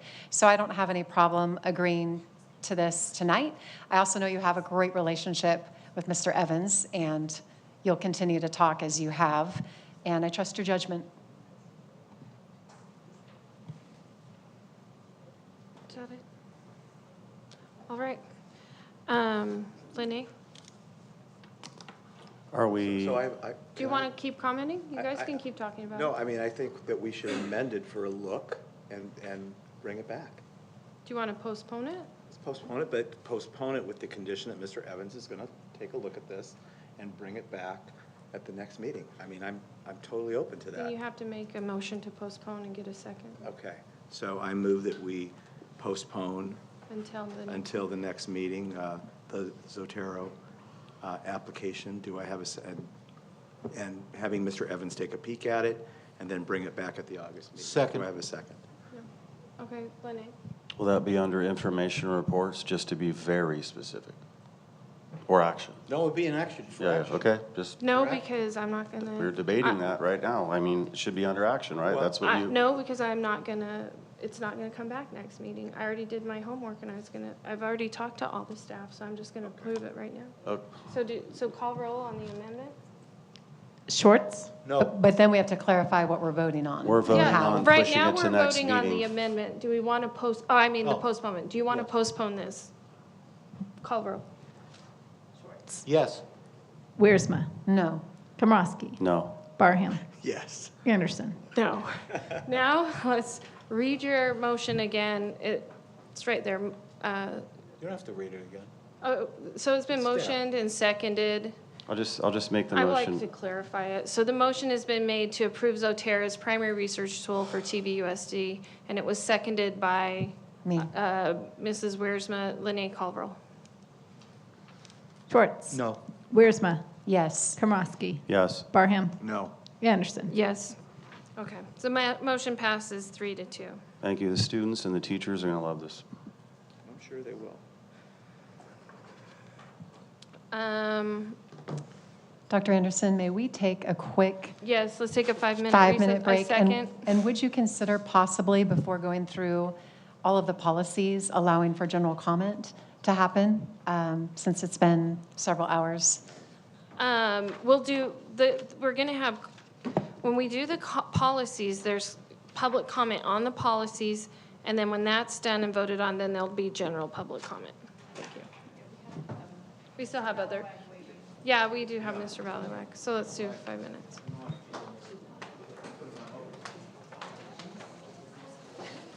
It's fine. It's fine. It's fine. I just.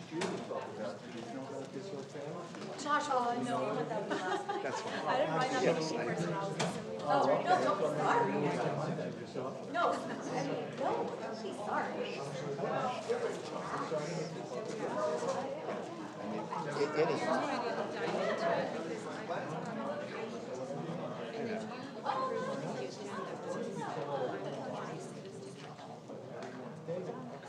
fine. I don't care. Yeah, no, that's fine.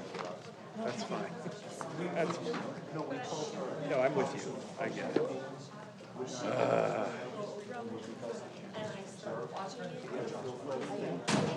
Thank you.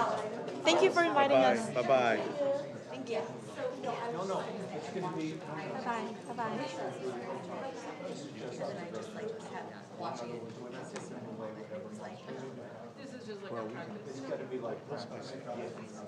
She's not on the clock. See? Oh, I missed that. Yes. Yeah, that's fine.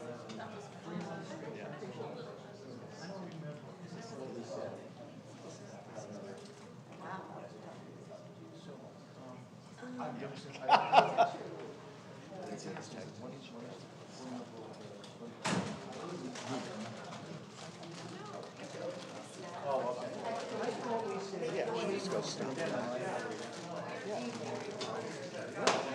Yeah, I mean. Yeah. Where are you going? It's outside bounds. It's okay.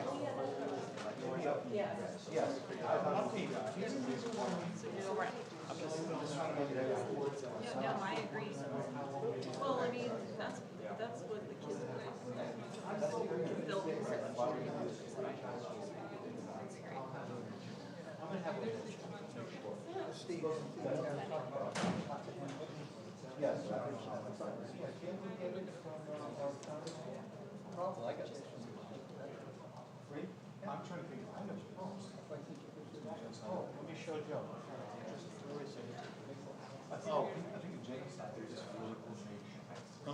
Gary, we can get free constitution from Disabled Veterans National Foundation in New Hampshire.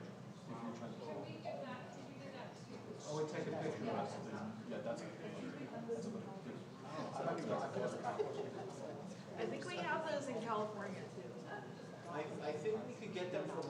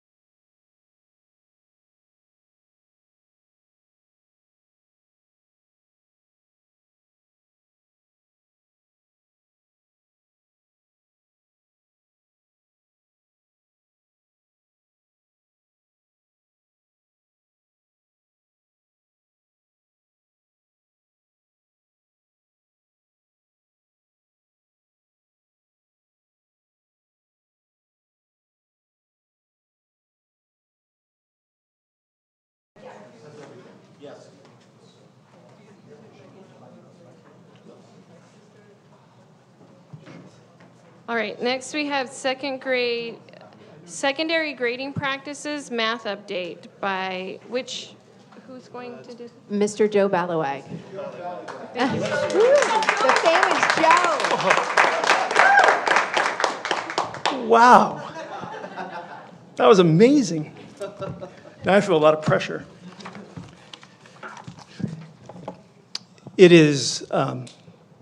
It's always wonderful to be able to present to Cabinet and the Governing Board the great work of our teachers.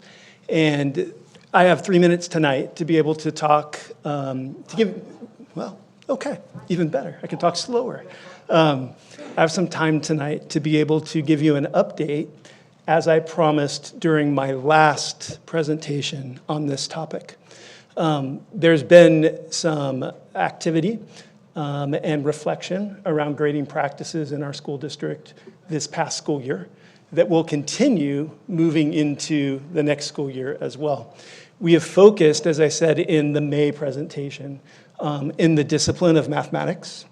And the purpose of this presentation is to give you an update following a meeting that we had, a formal meeting that we had with representative math teachers, where we worked on our internal curriculum of pacing calendars and unit planning organizers and our assessments.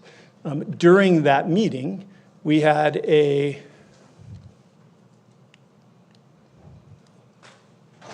sorry, I got it. I know how to work this. During that meeting, we had a separate conversation on the yellow gear in the lower left-hand corner around grading practices itself at the high school level. We made sure that we reinforced what grades are for and that they're there to effectively communicate what students know and are able to do in relation to the standards of each and every course, in this case in mathematics. And we reflected formally around what's in a high school math grade. If you recall, in the last presentation in May, I talked about how calibrated those grades were, and really 3 topics came up in that presentation, 2 of which I'm going to speak to in this update. One is around the calibration or coordination of our math grades, what's in our math grades. The second is there was a question that came up around grade inflation and whether or not that exists in our math classes. So after that meeting, I was able to even further gather more information around how our math grades are composed in Algebra 1, Geometry, and Algebra 2 at our 3 high schools. They are very, very closely aligned and calibrated. If you look at the chart that's in front of you, you can see that there's 3 main columns, one for each of our traditional high schools. And then you can see across the rows the courses themselves. And really what you can see is that in the assessment column on each site and in each course makes up the vast majority of the course grade in those courses. When we say assessment, what we mean is quizzes, tests, projects, final exams, and district benchmarks. So do you know these standards that are being taught or not? The CW/HW column is classwork, homework, or things that are more participatory and practice that lead them to the assessment. As you go through, you'll see that each one of the courses is at least 75% composed of assessments over the classwork and the homework. So that gets to the first question about how calibrated are we. You can see from this chart that we're very calibrated. The second question, I think it also gets to around grade inflation. I think it can be relatively safely assumed that this provides a really good basis when the vast majority of the grade, at least 75% of the grade, in some cases 90% of the grade, is performance based, that we're not inflating grades in mathematics. There are some policies that are in place that help to guide us. Board Policy 5121 in essence states that the superintendent or designee has to establish a evenly regulated uniform grading policy and system, which you can see from the prior slide we have in mathematics and in those 3 courses, and that we have to ensure, and the principals have to ensure, that student grades conform to that system. We have that in place already. That's a board policy. We follow that board policy. We do not have the D grade in high school. And then California Ed Code, which is very specific on the fact that teachers are the ones and the only ones that are allowed to assign a grade to each pupil of record in that course. No one else is able to determine the grade itself other than the teacher, who is the content expert and the expert on those students' knowledge per the standards in the course itself. I can stand here and say, and especially I validated it during that day with our math leaders, that we do follow each one of those board policies, administrative regulations, and California Ed Code very closely. We also have the systems that I presented in the last meeting that make sure that we vet and audit these systems. The meeting in May on May 23rd was one of those in how we support that. Also, our Wednesday meetings where our teams get together and talk about how they calibrate their grades and how they calibrate the way they assess their students' knowledge. And then our systems about our internal curriculum, which in essence, we have common assessments that are given that everyone gives, as I said in the last assessment, all help to make sure that our grades are calibrated. So that was 5 minutes. I used all 5. Any questions?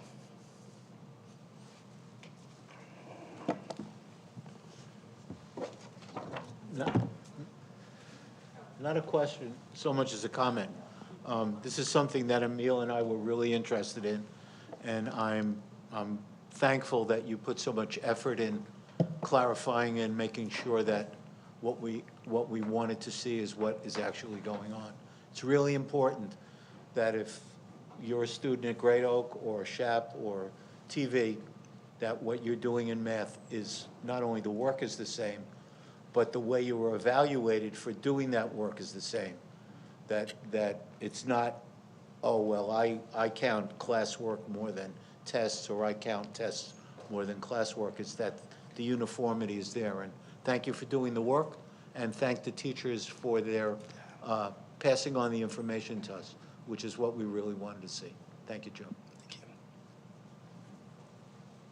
So in order to continue this work, and I really appreciate everything that you've put into this, and you as well, Dr. Velez, because it's a comfort to me as a board member, because this is about oversight. And, you know, we had some questions about the D, and I'm very satisfied, at least in math, that the teachers do not want to bring back the D grade in this subject. I would like to explore this further. And you had to leave the meeting today, Dr. Velez, to go to cabinet, but I was talking with Dr. Balawag, and you weren't there. But yeah, you were recovering from last night. I would like to direct the superintendent that we continue the same work in terms of answering the questions of uniformity across the 3 high schools in grading. Is there evidence of grade inflation, and should we bring back the D grade in the subjects of science and world language? So if you could make that direction, that'd be great. Because I want to hit all the subject areas. One at a time. Are you clear in what he's asking? Absolutely. Dr. Velez, are you clear? I am clear, Mr. Barham, on what you're asking, and we'll work with Mr. Balawag and our other directors, because Mr. Balawag actually is not going to be doing math any longer. Ms. Para will be doing math at the secondary level. There'll be a heavy transition, but I will be happy to work with my other directors on this as well. And Dr. Velez, I apologize for leaving you out of the discussion. Just want to say thank you, Mr. Balawag, for all your work. Really appreciate it. Appreciate it. So question, who are the directors that work in world language and in science at the secondary level, at the high school level? So Ms. Ricken will be doing science this year. Mr. Balawag will be doing world language and English, and then Ms. Para will be doing math. Okay. Yeah, and history and social science, Mr. Balawag. Yes. So we get more of you then. Constitution Day, yes. I know, I know. But very well done and very informative. And, you know, I appreciate the feedback from the teachers in math, but also the meeting that we had with the team that day before May 23rd in your meeting with the principals. And they were really helpful in answering questions. And they're pretty on top of, because they're the designee. I mean, they need to be monitoring and overseeing the grading systems. It's superintendent or designee, but at the sites, it's them and you as well. But they're close to this, I felt. So you guys are doing a great job. It's been a pleasure working with you all, and we have some great policies that help to direct our work, so thank you for those. Perfect. So we can get some meetings set up as to how we're going to move forward with those two subject areas. Yep. Okay, perfect. Thank you, Mr. Thank you. Balawag. Mr. Balawag, thank you for all your hard work on this. Of course. Could you thank Bill Malone for his work, please? Yes, it's hard to thank him enough. I know. He's amazing. He's great when you have a question. He's a great source. I don't even know if most people know who he is, but I know who he is, and I appreciate it. Thank you. At the wish of Dr. Anderson, thank you, Mr. Ballard. At the wish of Dr. Anderson, she said we could go on to general public comment real quickly. Actually have a comment on number 3. Very good. Let's Do you want to take do that one? Okay. Josh Shirley.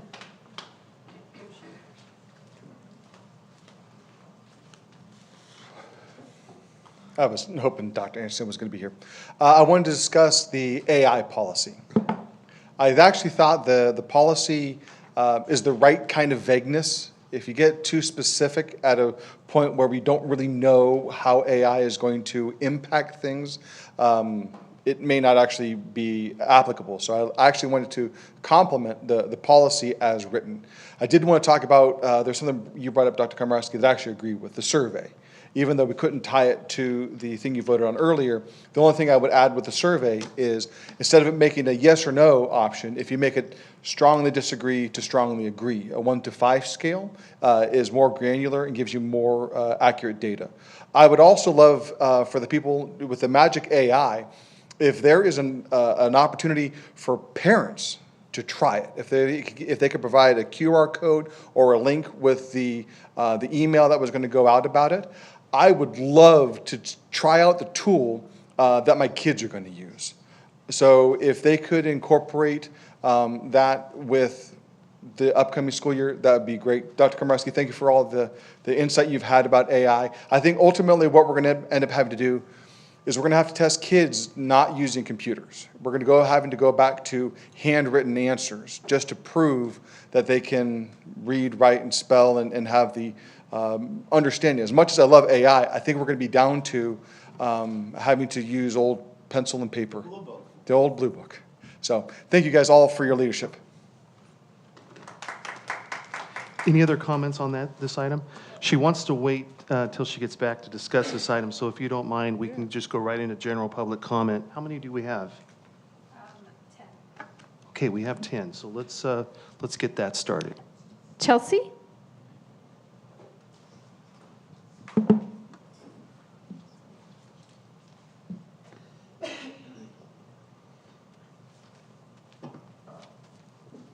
Hi, I guess you guys know who I am because I did have somebody introduce me and use full 3 minutes to introduce me tonight. Came 3,000 miles to see all of you. So let's get right into it. Temecula's new parental notification policy is a scam. Melinda and Emil have been active on social media dressing up this policy as a win for parental rights, a win for girls' rights, when in fact, they are gaslighting parents and these girls. Nice smile, Emil. People don't feel as comfortable as you might bending the truth. Not everybody in this district is religious, and they don't want to lie and claim a religious exemption because girls should be free to change in their own safe spaces, free from biological boys. Their other alternative? Shaming the girls into filing a mental health exemption that would jeopardize their future security clearances and their careers for life. Melinda, you asked via social media for a better alternative, and a common sense solution was provided. If a biological boy does not feel comfortable changing in a boy safe space, he should seek a mental health accommodation, and he should not be allowed willy-nilly, pun intended, to occupy a girl's space. Emil, when you ran for your seat, you hitched your wagon to Wiersma and Komrosky for the win, and I know this. I know this because even though I live 3,000 miles away, you contacted me. You contacted me for advice, for help on your campaign. I've got the text messages, the emails, everything to prove it. You promised to keep students safe. What you said, without safety, we cannot have effective learning. Why does that not apply to biological girls? Their safe spaces, and their sports. Emil, can you answer me that? You said we need to keep the divisive ideologies out of schools, and I will make sure to put the activist tenured teachers on notice. Your exact words. What happened? Why did you flip-flop? You hoodwinked me, but worse, you hoodwinked your constituents, the ones whose daughters you're not protecting. This policy alienates and discriminates against half of this district's students. You need to do much better.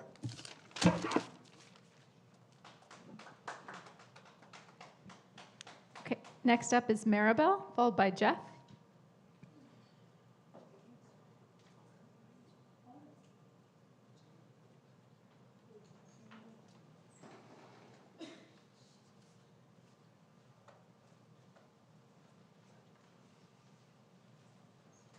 Good evening, everyone. My name is Maribel Williams, and I'm the mother of a rising fifth grader at French Valley Elementary School.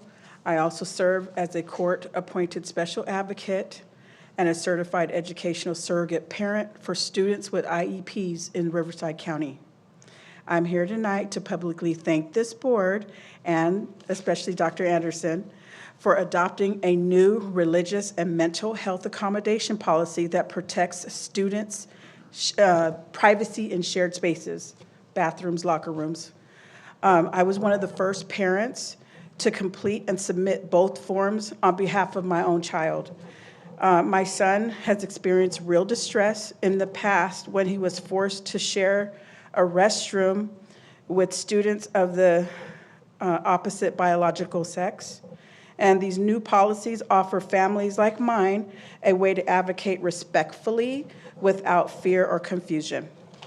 I know that there are other parents in the district, including my child's father, who have raised serious concerns about students' privacy and parental rights when it comes to the restroom and locker room, the policies, and I share those same concerns too.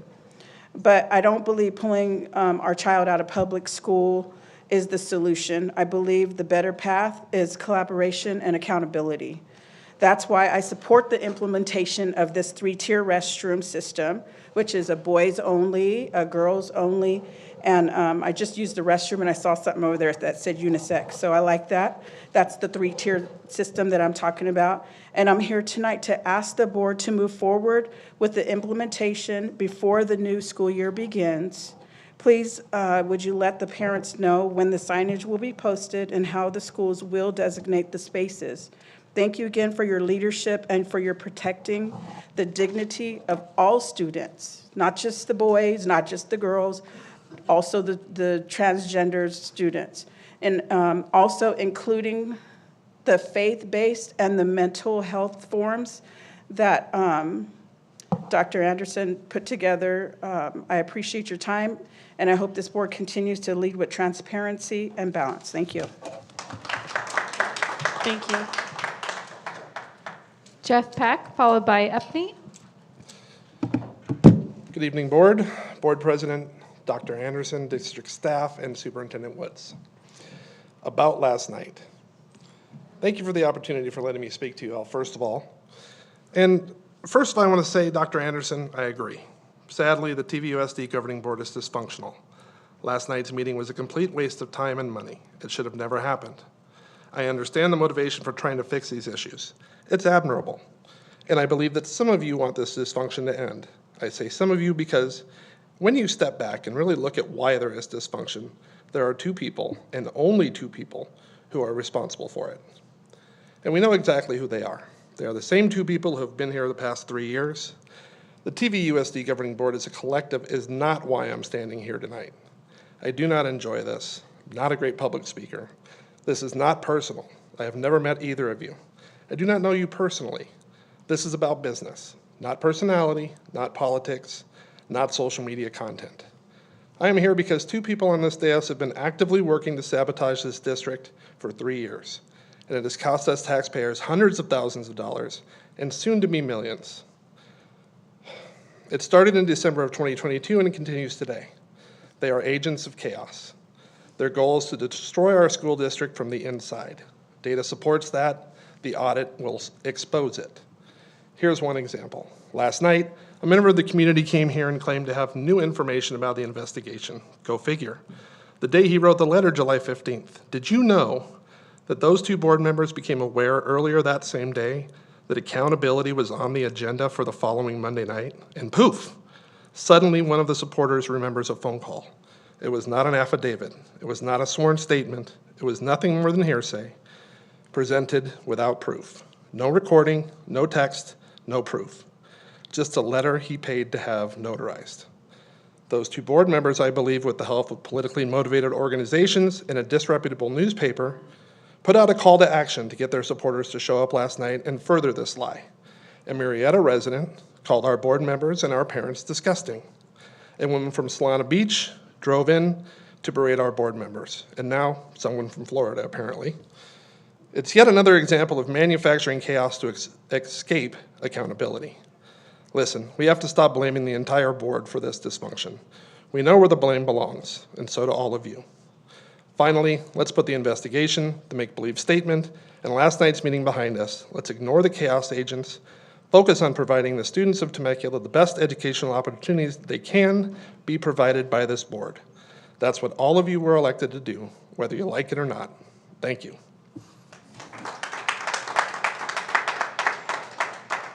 Ethne, followed by Mary. I'm going to talk about last night too. I would say last night was probably I want to say third worst meeting we've had. The CRT one I did not attend. It made national headlines. You were telling her how bad she is at doing meetings. You could definitely be more organized. I'm not going to disagree on that. When we put certain items in agenda in certain places, there's a reason why they're put there. We should follow that. It prevents confusion. We should follow that. The second worst was where your friend Danny called it a clown show, and even the agenda was not able to be approved. A lot of people came here, wasted everybody's time, and everybody just went back home. And yesterday was probably the third worst. You are all about protecting women, talking about like sexual harassment, this and that. There was an old drunk or drugged man yesterday who came here, made weird comments, and then while leaving, pointed at every single woman over there saying, "You are disgusting, you are disgusting." Your supporter flipped me off in the audience, sitting over here, when you were acting president, and you're like, "Oh, I didn't see that." And at that time, I did not go crying or anything. I called her out. I'm an adult. I can point out things. I don't need to file complaints. I don't need to. And I found the civil jury complaint form, which I promised I will be doing. If you need a copy to file your own, please let me know. I'll send you a copy. I will be filling that out and sending it out. But you can definitely do better than yesterday. And pointing others out, there are a lot, there are a lot of things. You were talking all about protecting Mrs. Wiersma. Your behavior with Mrs. Anderson was terrible last night. And it's got nothing to do with religion, nothing to do with anything else. It was just obnoxious and uncouth. Adults should know how to behave. You don't need a handbook to tell you how to behave with other adults. I would say shame on you, but you've already proved you have no self-respect, no dignity. You were recalled, you came back. You've already proved that. You have absolutely no shame. But you can definitely do better. You're my neighbor, you live down the street from me. I would not want to walk in the night outside but I know people like you are living down the street who behave like this with women. Shame on you. And thank you.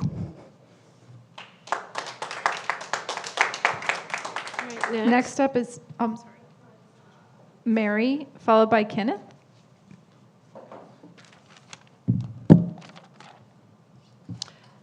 Hi, good evening. Mary Davis here. I'm a government watchdog in Southern California and consider me your regional accountability partner. I am not from this district, but as an outside observer, I do specialize in school board oversight, and I have watched and participated in numerous school board meetings across a variety of districts. So I have a comparative archival knowledge that goes pretty deep. I want to say I did watch last night's meeting, and I have to say it was one of the worst that I'd absolutely ever seen. It was abominable on several fronts, including meeting control, scatteredness, executing the items on the agenda, and most of all, respecting the public's right to be heard. And I will be blunt, simply put, your current president is a liability to the district. From comments tonight, like, I know how the vote is going to go, that gives rise to speculation of either clairvoyance or collusion. From a poorly written draft letter to censoring speakers on a sentence by sentence without giving rise to context or overarching themes, or to agenda items to be put on the agenda only to be dialed back. If that was some type of liability preservation, I have to say it failed, because you alluded to that others could make the FPPC or grand jury complaints themselves. I would direct you to the court case precedent of Wyrum versus RKO about duty of care and directing or encouraging others to take action.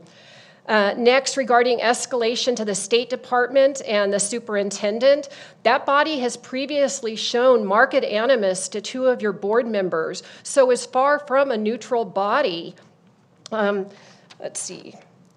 Going forward, I would suggest maybe a lie detector to test. Like, let's just cut to the chase. Truth loves the light. Who's willing to take a test? Who is not? That would tell us a lot right there. I would also say, if you do persist with the State Department of Education, I encourage you that would open the district and the state up to potential discovery. I refer you back to the meeting in July of 2023 where Trustee Barclay received a text on the dais, but later denied that it was district business. Here's part of her recording. Sorry, I have it on silent. Anyway, I do have the recording where she says she got a text and then they denied that was related. Lastly, most of all, I would say, let's just cut to the chase. Instead of referring this to the State Department, let's go big. Refer it to the U.S. Department of Education, get the federal involved, especially if we have potential Title IX concerns. Go big or go home. Thank you.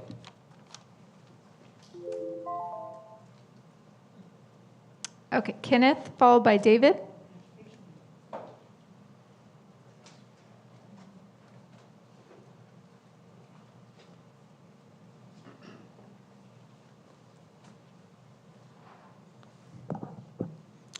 Hey, good evening. I'm here on my own capacity tonight and not as a governing board trustee or a delegate for CSBA, but on my own behalf. I want to piggyback off what the gentleman had said earlier, that words do have consequences. Believe me, I know. I've had derogatory and inflammatory comments against myself and my family. But I'm here to hopefully bridge together a gap, and I know that in able to move forward, apologies need to happen. What was said at last night's board meeting weighed heavy on my heart, not just because of the words themselves, but because of the spirit behind them. A trustee made harsh, personal comments about a local pastor, a friend of mine, who has served this community faithfully for years. A man who has walked alongside families in their biggest celebration and their darkest moments, including the passing of one of my biggest supporters and a man who gave me wise counsel. This pastor has stood firmly for parental rights, for protecting the innocence of our children, and for holding institutions accountable when needed. To speak against someone like that publicly in a position of leadership was not just wrong, it was hurtful, not only to him and his family, but to the many people in this community who love him, lean on him, and look to him for spiritual guidance. Words can wound, and in today's world, words can also provoke harm of places that worship, and we should be careful about that. You also made remarks about two trustees, both friends and colleagues of mine, because of their conservative values. You mocked the public who supports them, calling these who come to speak flying monkeys. I do understand the reference, but there are some that maybe don't. However, let me say this with a heart of reconciliation. Those trustees are my friends. I stand with them. And I ask you sincerely, were you calling the parents and the neighbors who showed up here faithfully to speak truth into space something less than human? Whether you meant it or that way or not, the term stung, and for many animal-based insults carry a not out of hate, but out of hope. I've shared time with you, I've eaten with you at CSBA, and I've spoken with you as you began your journey as a new trustee, and I believe there was mutual respect. We all fall short, but real leadership means being willing to say, I was wrong, and I crossed the line. I truly believe that for this district and for this community, that there needs to be true healing. And I believe this community needs an apology. The pastor needs an apology. And it's not to say that you're doing this out of shame, but you do it out of love for unity and healing and growth. And we all know that we are better when we disagree with grace. We are stronger when we speak with love, and even in our convictions. And to Mr. Schwartz, even though we may see differently on different things, sir, I thought, regardless of the situation last night, it was an honor to watch your daughter be able to finish what she wanted to say about her dad. Thank you, everybody. Vid, Sola, followed by Allison.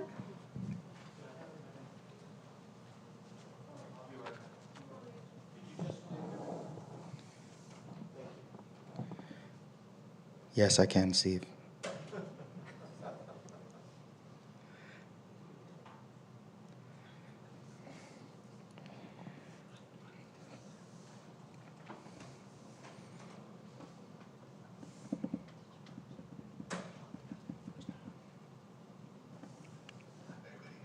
Are we still on the live feed right now while we're waiting? Okay.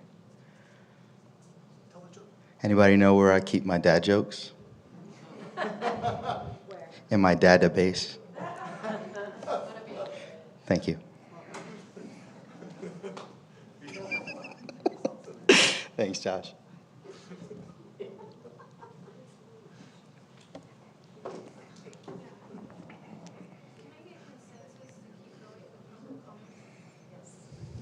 Yes. Thank you. I just have a couple questions. The first is that research tool that Dr. Komrosky submitted. I'm all for whatever works best. If it works, great, and we have experience using it, 100%. But if we did just spend $20,000 on EBSCO, which works really well as well, if you ever submitted a college paper, I'm sure you've used it. We just paid for that. So why are we now bringing up the free thing that we could have brought up previously? That's my only question with that. Another question that I did mention to Mr. Schwartz earlier is, I want to know, when is the student board member going to be allowed to talk? Because the only time I've heard her voice tonight is when she swore in, and I think that's a travesty. I realize that she's got time to get used to what we're doing here, but I think on a lot of the discussion points that you had this evening, you could have said, hey, are you comfortable speaking to this or providing your perspective? Her perspective in 2 meetings or 3 meetings is not going to change or be worse than it is right now. We need to take advantage of that. We spent all that time getting her up here. We need to hear her voice. One thing I did want to mention as well was adding items to back to school night. I understand the reasoning behind wanting to do that, but how many of you have actually been to a back to school night here recently? As a parent going through each of the, or grandparent going through each of the classes. So I'm up to 22. I've been to 22 back to school nights in our district, and that's just because of the number of kids that I have, but you multiply that by each of the additional classes for my middle and high school kids, and it ends up being a lot more. There's not a lot of time that these teachers are given to get through this material that they have to give us. And at the beginning of the year, we talk about, empowering parents and getting them more involved. Well, I'm trying to catch my breath just going from class to class in the small amount of time that we have to do that. So please consider that whenever you're trying to add additional items to that. The last item I wanted to mention really quickly is that, Dr. Komrosky, I really appreciate that you mentioned that you do trust Mr. DeMarco and his firm. I appreciate that because Mr. DeMarco also said that Nicole Miller and Associates is a very reputable firm who also was responsible for the investigation that took place. So, not to say that we need to keep rehashing this out, but you can't say one thing and it only matters when you feel like it should matter. If you support that firm, then you support who the firm recommended and you support the investigation that they performed, point blank, period. Thank you.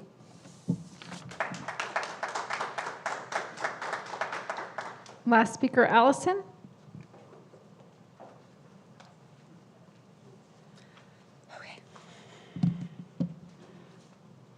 Okay, so good evening. So first I want to say thank you for having public comments at the end. As a full-time working mom, I cannot make it at the start, so once again, thank you. So I am a survivor, and I am pretty nervous right now. I am a survivor of sexual assault. I was a teenager when it happened, and I know the lifelong impact of not being believed, of being questioned, doubted, and dismissed. That's why I take this seriously. False allegations don't protect victims, they silence us and harm the innocent. Both kinds of damage are real and lasting. And let me be clear, I may not align with you, Ms. Wiersma, but if the investigation had shown you come forward in good faith, I would have stood by you, because survivors deserve to be believed when the facts support them. But in this case, the facts didn't. You ignored process, ignored facts, and you chose chaos over integrity. The investigators, respected by the district's own legal professionals that, Jen, you utilize a lot, found no evidence supporting Ms. Wiersma's claim, yet people now cry bias. Let's be honest, if the findings had gone in Jennifer's favor, they'd be demanding Mr. Schwartz to resign and calling for saying that the investigation was flawless.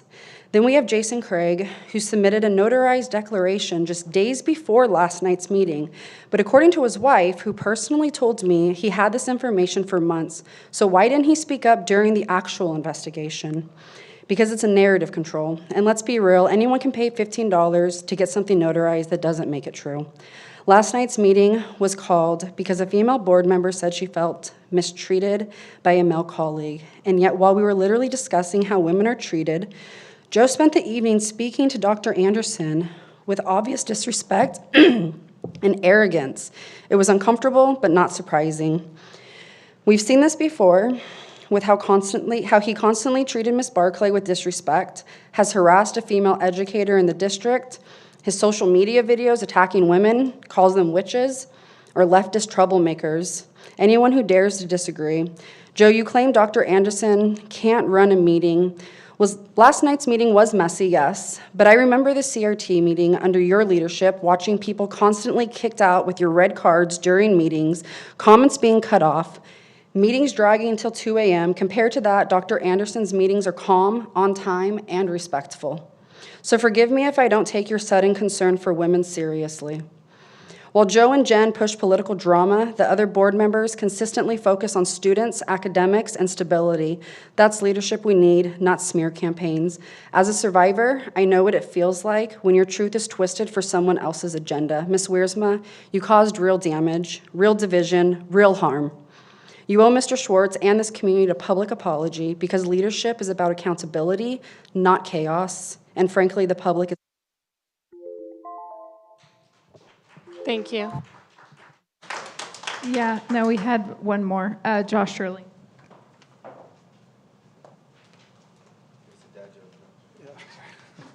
I forgot to put my name on the top. I'm so incompetent. I do. That was why it didn't work out. I feel like a broken record talking about decorum and how we treat each other, how this could have been handled. This is kind of embarrassing. I actually think the reason why tonight's gone so much better, I actually chalk it up to Ms. Chai. I think her presence is a solidifying. I think we don't want to be embarrassed next to the high schooler. What we should be discussing, what we should be talking about is, I remember during Nicole's presentation like a couple minutes ago, we need to cut $3 million out of the budget. When you look at, I just saw a CBS headline that said because of the ICE raids in California, that California is going to lose $278 billion of revenue. What do you think that's going to do to the tax revenue of the state? Do you think it's going to be better? We need to be discussing, do we cut people or do we cut programs? Those are your two options, and both of them hurt a lot. And instead of discussing trying to do the least amount of harm when trying to make the financial ends meet, we're having, what did ChatGPT call it? It was a conflict of credibility. Who do you believe? Whose story do you believe? Well, it comes down to who do you vote for? That's what it comes down to in this case. But frankly, I believe Jen. But I think the way it has progressed, once you got lawyers involved, once it became public, it took a hard nosedive off a cliff. I would just really love to put this behind us. Apologies to where apologies need to be made. And then let's just get to the business of the district of being financially responsible, the good of the students, and making the job as easy as we can for the teachers and the staff of the district. That's what we should be focused on. Thank you. Thank you.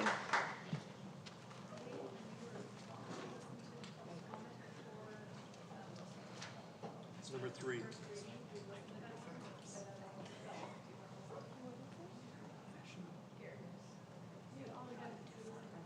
Yeah, we listened to them. Did it come in late? Yeah, we don't. It's up to you guys.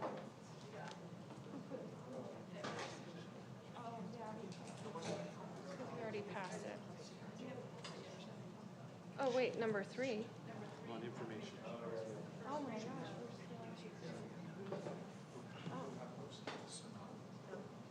Oh, okay. Yeah, no, let's take it. I thought we were. Okay. How are we doing general public comments? That's what we did. I thought that was your. Oh, yeah, no, it's fine. Edgar Diaz on first reading of new or amended board policies.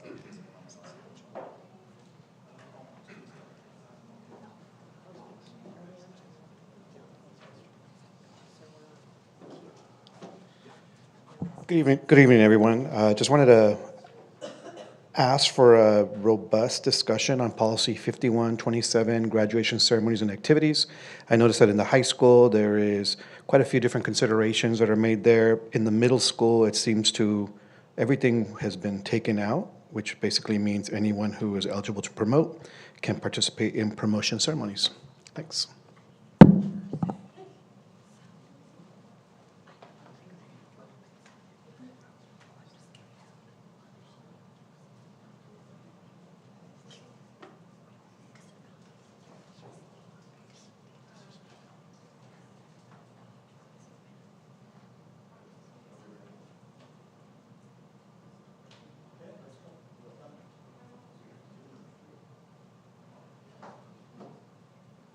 Yeah, so we're on information and reports number 3, right?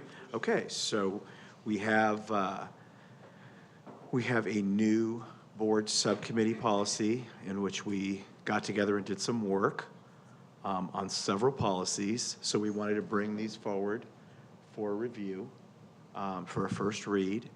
And there were several policies where I added in some language. On the tougher policies where I added some language, I gave the policies over to Mrs. Diaz. And thank you, Mrs. Diaz, for your constructive criticism on my suggestions. And that's why I always like working with the staff, because it's a collaborative effort, and sometimes my suggestions don't add up with certain things, and that's why I like dealing with them, because we can get the straight scoop. So here are these policies, and we could, people had a chance to look at them, so let's have any comments or discussion on any of these. And we'll bring them back for a second read. I guess we won't if there's, yeah. You want to bring them back? Okay, okay. Any questions on any of these policies? Let's bring them back next time. Everyone can reread them. Okay. Between now and then. Okay, but we're going to bring them back for action next time. Yeah, we're bringing them back. They'll be on action next time. Yeah. I do have a question about that process. Because we had back-to-back meetings, which was so poorly planned, looking at this, if we bring it back for the second read and we have more time to examine it, do we have the ability that night to make edits prior to passing? I'm assuming we do. Sure. The other option could be, obviously, we can take the time to study this accordingly.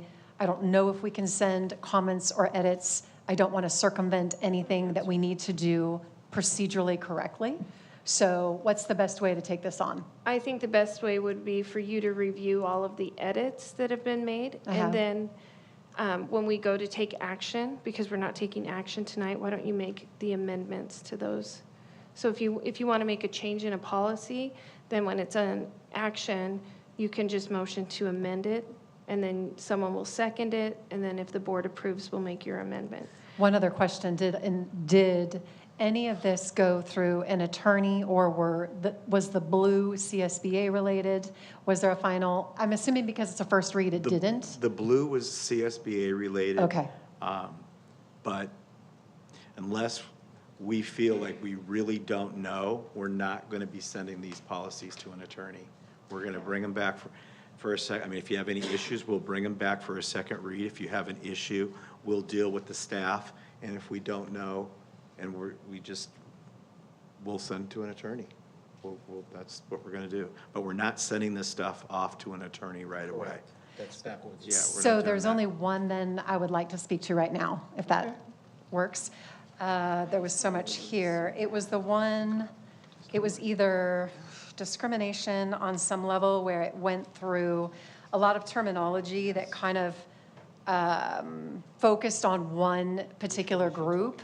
Which one are you talking about, Mrs. Wiersma? That's what I'm trying to remember here. Hold on.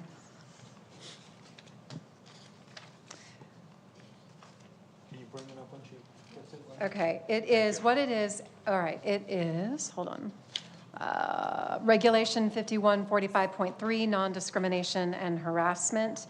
I kind of looked at this, and there's a process by which they talk about different groups in terms of transgender or breaking down kind of that whole group of people. And my concern was, and I'll look at this further, is that we're kind of taking one class of people and elevating it with multiple paragraphs, as opposed to understanding there's a lot of protected classes in the state of California that we want to be sure that we recognize. And if it's CSBA and that makes sense that that was the ad, I'm not sure legally that's needed. And I think we really have to be careful not to kind of drill down in that particular group.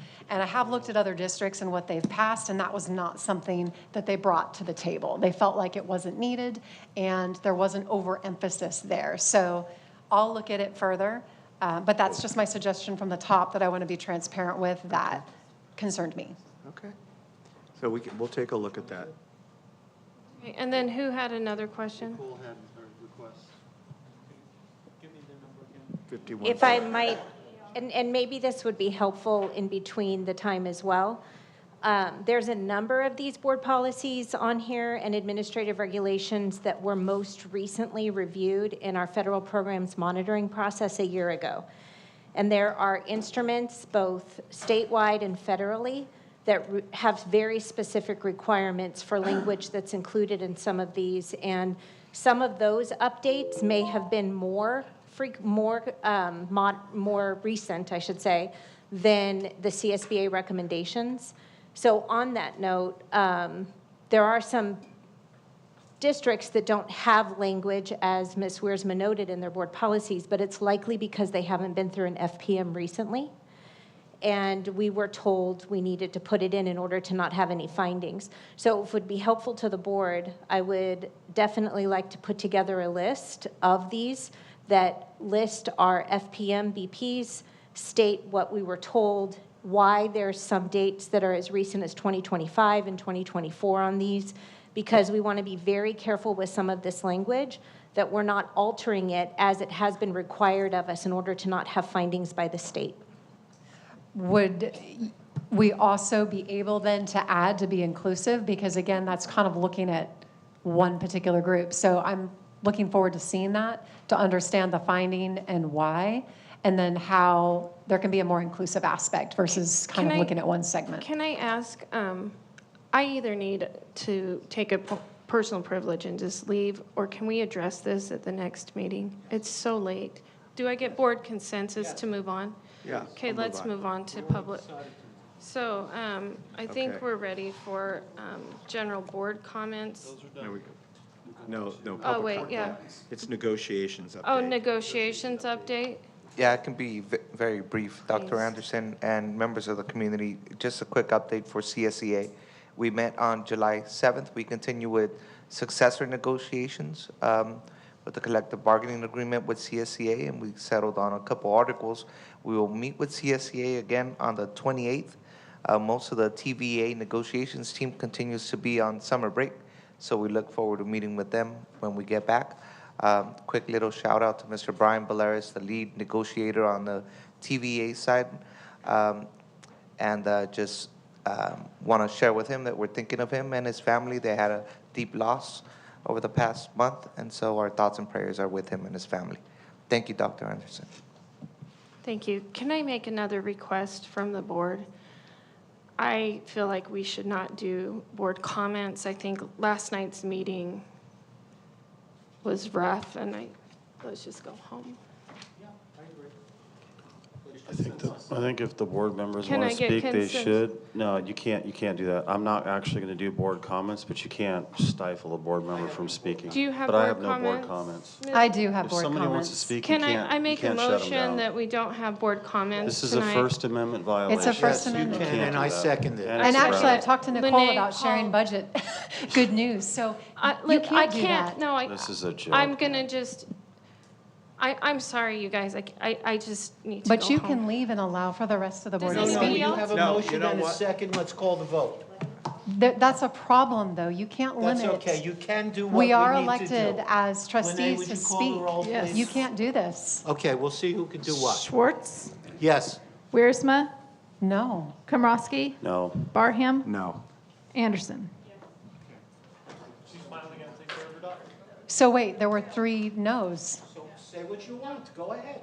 So are you leaving? Go ahead and say it. I think we need to respect someone who doesn't feel well. No, I don't disrespect her, but I'm still going to assert my right to speak. Go ahead, speak. Okay, let's, Don't worry about it. we're not going to beat each other up. We'll be okay. So Emil, you're in charge. Okay, all right, so, okay. Okay. Mrs. Wiersma, you're first. So we have 3 minutes, Lene. We can't hear. Turn the mics up. Okay. Go ahead. All right, so the first thing I want to do and speak to, which is not my wheelhouse, but it was great news, and I want to thank Mrs. Lash for talking with me about this, but regarding today's budget presentation from the School Services of California, this was just announced. The state lottery revenue has been trending higher than projected, so we're going to see an increase with the per ADA factor. That's the money that we get per student. There were no cuts of the Prop 98 minimum guarantee to school districts for the 25-26 school year, and major investments in new programs such as CTE are on the horizon. Districts can anticipate new discretionary one-time funding and increases in learning recovery emergency block grants, which looks to be close to $9 million with 2 different measures that were talked about today. So this is the good news. We've talked a lot about money, and that's a great thing. That 8 or 9 million, if I'm understanding it correctly, we have until 2029, and that's a great thing for us. So we're going to celebrate accordingly. As far as last night, I just want to encourage people, if you have questions about my testimony and what I did share, please watch it. I'm not changing my story. I've told truth from the beginning. I'll continue to stand by that. But I think the most important thing that I want people to know is that I sought mediation, not once, but twice, behind the scenes, and was denied. It should have never gotten to this point. That was never my intention, to see it escalate. There was failure on multiple levels. And it was egregious to have a meeting last night that wasted our time in preparing for this meeting, resources, security, all of it. It never should have happened, because in that agenda, we accomplished next to nothing. And people were cut off, had to sit down. It was all over the board. And for that, I'm sorry. The public should not have had to witness that. And I, as somebody reporting something rightfully with the UCP right to do so, I followed the process to the best of my ability. Will I be moving on? Yes, indeed, because I love this community. I love our kids. I will be continuing to fight for the things that I believe in, and I will be doing it with this board. I'm not quitting. I'm not resigning. I know Mr. Barham asked me and Joseph to walk away last night. What was that? We should not be doing that. It was breathtaking. But I want to have you look at tonight, and we got through a lot of it like we needed to. Thank you for being here. Thank you for commenting. Nobody can prevent us from speaking. So again, that's incompetence on the part of the leadership, and maybe that needs to change to move forward. I am open to thinking about that. Good night. Dr. Komrosky? I got no comments tonight, thank you. Okay. I only have one quick one, I'm sorry. Someone asked me about the term of the student board member. It's 1 year. And what we talked about when we brought the student board member on was having her sit through several meetings as an observer, not counted as her term, just so she could feel comfortable. Nobody wanted to stifle her speech or keep her from speaking in any way. And she will, if she wants to speak while she's still observing, she's welcome to do that. But the term is 1 year. Thank you.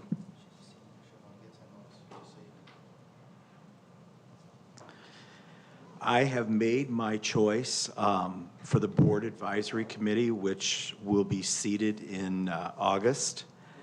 And my choice is Mr. Gary Oddie. He and his wife Debbie are pillars in our community. Both were teachers in the district. Gary was an administrator, and both of his daughters teach. Gary is committed to student safety and well-being, and he works as a sub-administrator in our district. He knows our schools well. He has great ideas to help our students academically and to improve school culture. I am looking forward to his contributions on our new advisory board. Thank you, Gary, for stepping up. I hope everyone in the community will join us for a special board meeting on July the 29th, focusing on refocusing and creating a culture of success for our students coming from our Accountability and Goals Subcommittee. We look forward to your presentation, Mr. Superintendent. It is very important we focus on the audit of funds which may have been properly misused. This is part of the responsibility of a school board. It is ensuring proper oversight and the safeguarding of district assets to be used for student educational purposes, not to promote personal political agendas. This is not a school board's personal piggy bank. The district can't even pay for all of the programs it has right now without the help of parents pitching in for the extras. It's not fair. In a large organization like ours, if a CEO suspected improprieties in terms of funds in a department, what would he or she do? Send in their internal auditors and report back. This is common practice. We should be doing the same. This is about accountability to the taxpayer and nothing else. An individual with all the power used the power to proceed in a direction on this board without the consensus of the board and spent that money on attorneys to promote their own personal agenda. This is not appropriate. If we don't take any action regarding this, it will happen again and perhaps on a larger scale. I'm looking forward to working with Mr. Schwartz, the superintendent, and the staff as we have started conversations surrounding middle school student accountability. The interventions we currently have in place to help our students and possibly other interventions that might lead to enhanced student success. We want to break our middle school students of any bad habits they may have right now, so when they go to high school where a grade really counts for graduation credit, students are walking in with a different mindset. Tonight, I felt was a good meeting. I'm optimistic that we can transition on this board to what I campaigned on. Student achievement, safety, saving money are 3 S's. Thank you. Okay, we got superintendent's comments. One question.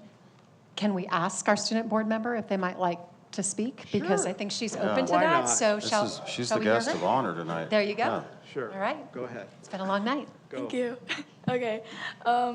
I really appreciate the concern regarding my active participation. And as Mr. Schwartz explained, since this is my very first meeting as a member, I was advised just to sit in observance, just to get a feel for what it's like up here, which I really appreciate because it takes a little bit of the pressure off of me. I really do appreciate this opportunity to be sitting up here, and I promise that in the future I will represent student opinions during my term to the best of my abilities. Thank you very much for your support. Thank you, Melissa. It's tough to follow that, but thank you all for coming tonight. Mr. Barham and Dr. Komrosky and I have been talking about accountability for a good 6 months.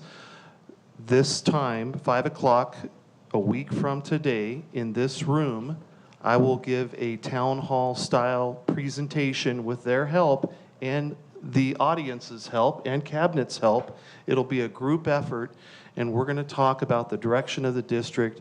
I'm excited in the direction we're going.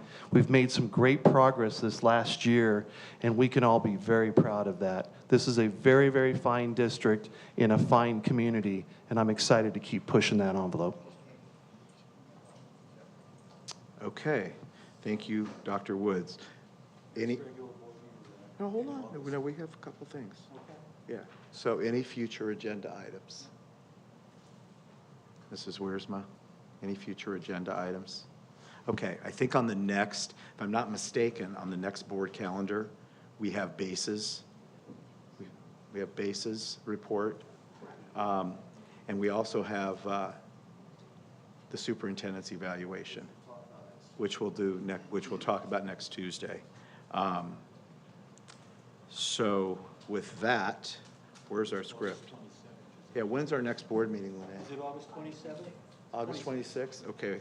So the next regular board meeting is August 26th, and I move to, at this time, adjourn the meeting at 9:09 p.m. May the all